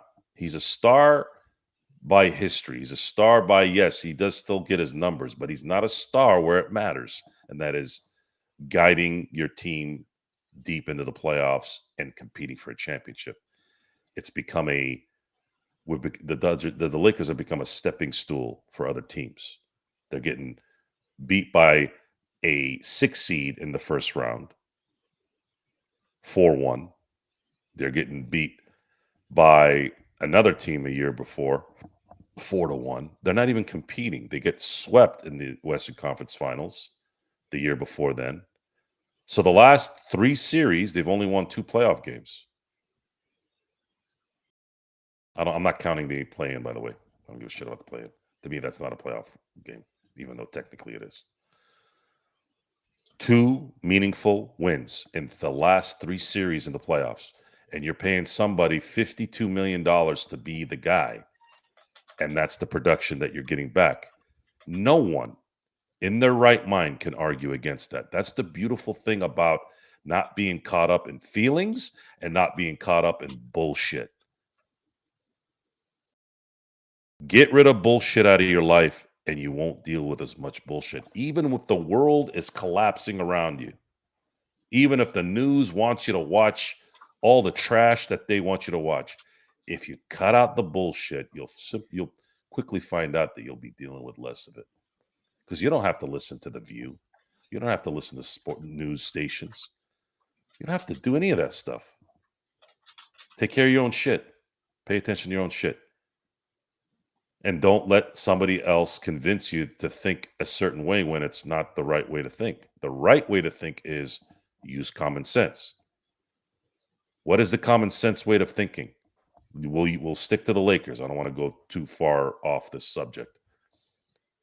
What has he produced? He has not produced what his money has brought. It's not. I didn't do it. I didn't do anything. I'm just telling you. 2 playoff wins in the last 3 series. You tell me, is that worth $52 million a year, Gerald? That's almost $160 million that LeBron has made in the last 3 seasons that produced 2 playoff wins in those 3 series. Tell me if that's a fair trade, Gerald. Not to me. Right. Now, if it was 3 deep runs to the Western Conference Finals and then coming up lame, I would have given you a little bit more room there. Even if they had lost, even if they lost in the same way in terms of in 5. Making a deep run in 3 consecutive years to the conference finals, that at least is, to me, that's a deep run. That's a deep run into the playoffs. But it's not. They're getting bounced out of the first round the last 2 seasons. Can't afford that. Can't afford to pay somebody to get bounced in the first round in consecutive seasons. I'm sorry. It's not in LA, not as a Laker. I'm sorry. Orlando, Charlotte, New Orleans, Oklahoma City. Those guys get bounced in the first round. It's not as big of an impact in my view. Lakers can't do that. Lakers have to be perennial title contenders, and that's just the way it is. If you're not, you have to figure out a way how to do it. Otherwise, you're wasting everyone's time. Mark Walter can't come in soon enough, and hopefully cleaning of the house will be in order after that. So funny because we talked about Sam Presti would be the first place we'd go to as far as backing up the Brinks truck if we had our choice. Tonight, just to show you how deep they are, the only guy who didn't play for OKC or who didn't check into the game was the guy they traded 3 number 1 draft picks for, Ousmane Dieng, and he didn't even play. And he's been terrible his entire career. That was a rare miss by Sam Presti, but he sure made up for it in other ways and other players. In fact, the guy that they drafted right after Dieng with their own pick, Williams, I think he turned out to be pretty good, especially in the finals last season. But we've got the Lakers. We do love the Lakers, and we're still continuing to be Lakers fans and Lakers supporters through the thick and thin, through the ups and downs. And we're just glad you're here to tell you like it is.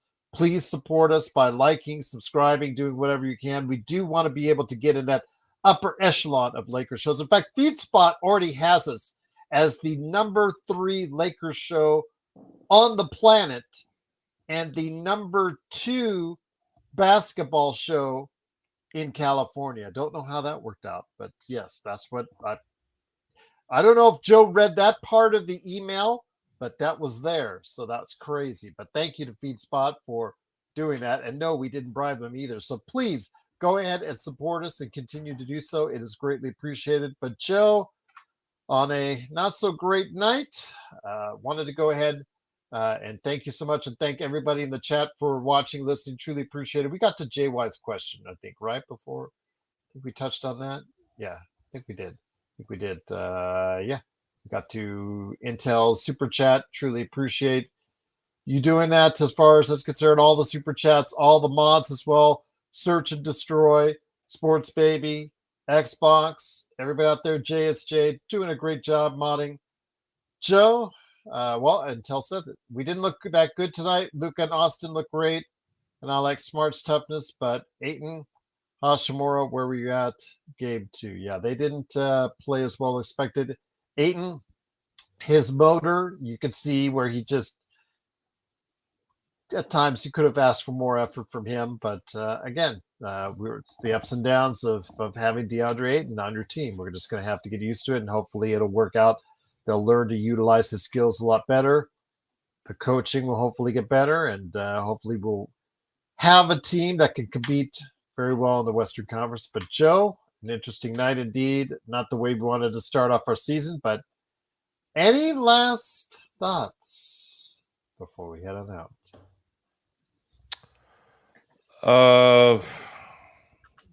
There's a chance this is going to be a long season for Laker fandom. And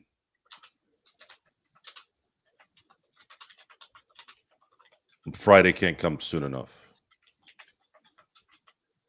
There was a positive in Toronto winning. Baseball's a funny sport. Nothing's guaranteed in baseball.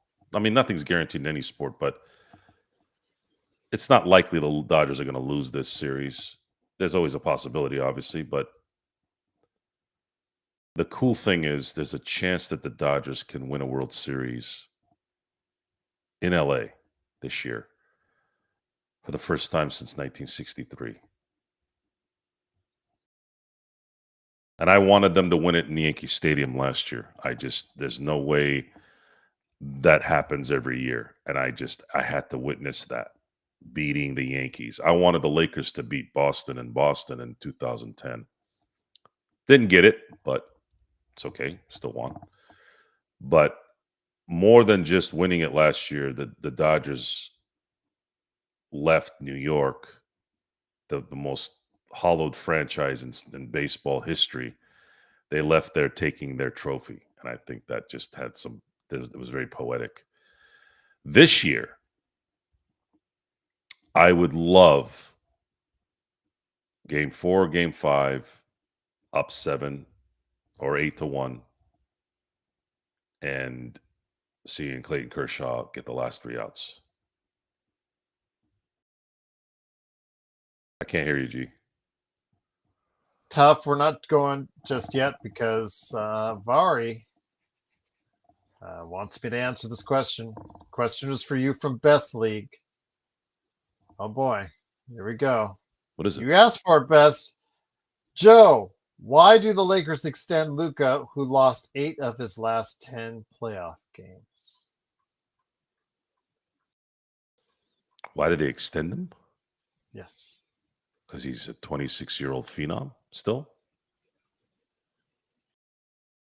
The only reason why they were in the finals 2 years ago was because of him.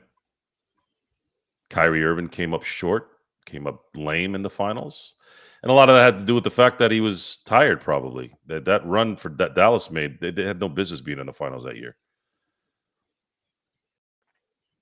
And then, of course, their loss against Minnesota was Luka dealing with probably his new home, new changes, and being out of shape. And no one else kind of picked up the slack with him. History says that the Lakers are going to win a championship with Luka. I'm going to stand by that based off the history. The thing is, they have to get rid of the fat. There's too much fat on this team. Pardon the pun, but there needs to be a complete cleaning, complete fasting of this roster. Fast it to oblivion by the end of the year, and then build this team to be a Luka machine with the right coach and the right leadership in the front office. I'm counting the days on when the official transfer is done. We're going to have a really good show that night when that happens, because there's going to be a little bit more detail on it, especially considering we're a couple weeks away from the completion of the baseball season. And if the Dodgers win the World Series, there's going to be even more information on why the Guggenheims are, in my view, the best owners in sports. And they're still the best owners hold on, in I got sports. this best capper. Best guy's got a capper on it. Why don't they extend LeBron if they extended Luka? They both lost many. Are you really asking that question? Do you really want me to answer that? Are you really asking that question? Who's asking this question? Best League. How old is LeBron? How old is Luka? Why am I even having to ask you that question? Unless you're fucking with us.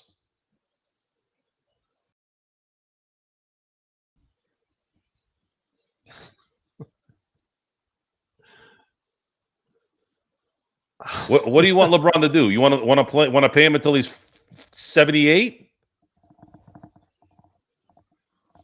That was a dumb question. Unless you were fucking with us, then at that point it's still dumb. You don't want to extend a 41-year-old man, 52 point, another 50 to $55 million each and every year. It's just, you're not going to get the money back on your return. If he decides he wants to stay with the Lakers and comes back $20 million or such, fine. I think we could all say, all right, we'll deal with it for another year or so and then be done with it. But if it wasn't LeBron, I'd say yes, but I'm done with LeBron. Even if he came back for free, I don't want him here. You don't want him here? Nope. You don't want to deal with it all? Nope. Okay. He engulfs the universe. His gravitational pull is too distracting. It's too distracting. He needs to go. It's time to go. Thank you for your 8 years. Thank you for the championship. Time to go.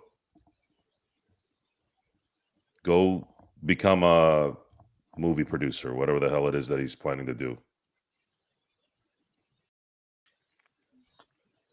So with that, and by the way, LeBron is a very, very popular man in the world. I get it, but he's not endearing like a Kobe or a Michael or a Magic. Well, that's what I wanted to ask you. Hold on, go ahead. Finish up. Ahead. I got it. Just popped in my head what question I want to ask you. Go ahead, finish up. I'm done. Oh, I was going to say, how did you like the NBA on NBC tonight? Because I know you were getting nice. the nipples and good fuzzy feelings. Yeah, it was nice. I liked the presentation. I liked the score on the bottom of the TV. For those of you who don't know, that the last time we heard NBA on NBC, it was Chick Hearn's last call for the. I love Chet Holmgren's response. I wasn't even alive. Yeah. The last time the NBA was on NBC before tonight was Game 4 of the 2002 NBA Finals. It was Chick Hearn's last call before he passed away. I think it was a few months later. So it was a little bit of a nostalgia feeling, knowing that the last time that tune was on an NBA telecast, the Lakers were three-peating, and the great Chick Hearn went out a champion. A glorious champion. I was so hoping Michael Jordan was going to rip on somebody. That's not really his style, though. Well, he did wish he could take a magic pill and return to play in the NBA. Yeah, I mean, you put Michael. Let's say you put his skills in 1989 in today's game, and he's averaging 45 a game. You can't, if you don't hand check Jordan, he's averaging 45.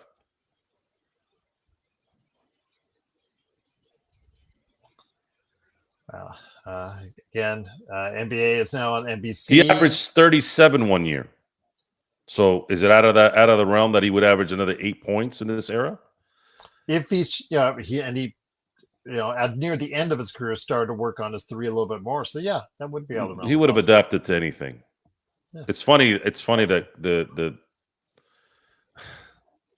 I don't want to get into this, but it's funny how there's an assumption John that isn't here. It's well, he even has eased down a little bit. I think he's learning. If you don't think that Michael Jordan wouldn't have adapted, you're a fucking idiot. And by the way, there's a finals game where he was hitting threes like Steph Curry in an era where they didn't shoot threes. If Michael wanted to shoot 10 threes and make 4 of them every game, he could do it. He was that damn good. And if he didn't hit 4 out of 10, he'd hit them when it mattered. That was the other problem with him. He could go 9 for 30 in a game, but he'd still come up on top when it mattered the most. The scariest player I've ever seen when you pissed him off, by the way. The only one that came close was Kobe. Don't piss off Kobe, but Michael, the second you pissed him off, it was game over. Like, it was instant. The guy would murder you the rest of the way. He played very well angry. The only one I ever saw that did it the same way, that got close, not the same way, was Kobe. You pissed off Kobe, Kobe was going to burn you. Miss those days, man. They were very memorable indeed. Martin says, I'm counting hundreds of boxes right now in jerseys. The popular teams are going to sell out once the NBA playoffs are near. Jordan are always a constant. Yeah, he's always up there. He always has like a certain line of just people always buying his jersey each and every year. And absolutely, just again, the Jordan brand with Nike, and absolutely, just he has changed the face of how we see and perceive basketball. And again, if you're LeBron's your guy as far as the greatest of all time, that's your opinion. But for us, we got a chance to see it live, and it is Michael Jordan for us. But right now, for us, it is time for us to head on out. Again, Lakers fast break. I will see possibly about running a show either tomorrow or Thursday. I'm going to let this just disseminate as far as let's see how it digests as far as the loss is concerned and see what the fallout is from that. But it is, of course, the Lakers fast break. The Lakers lose 119-109 to start the season. But Joe has also got the Joe Sorrell Experiment channel on YouTube. Please like and subscribe. Don't forget his playback channel, which will be showcasing the World Series coming up later this week, which we're all excited about. Go Dodgers. And we'll see what happens as the Lakers return to action against the Minnesota Timberwolves on Friday as well. But you guys have been great in the chat. Truly appreciate you coming back to see us.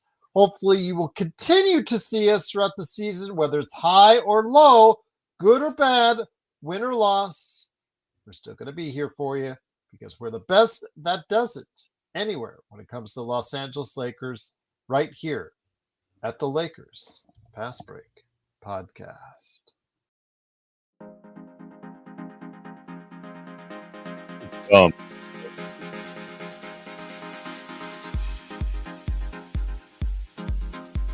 Okay, where is it? The first of the season, Joe. Go ahead.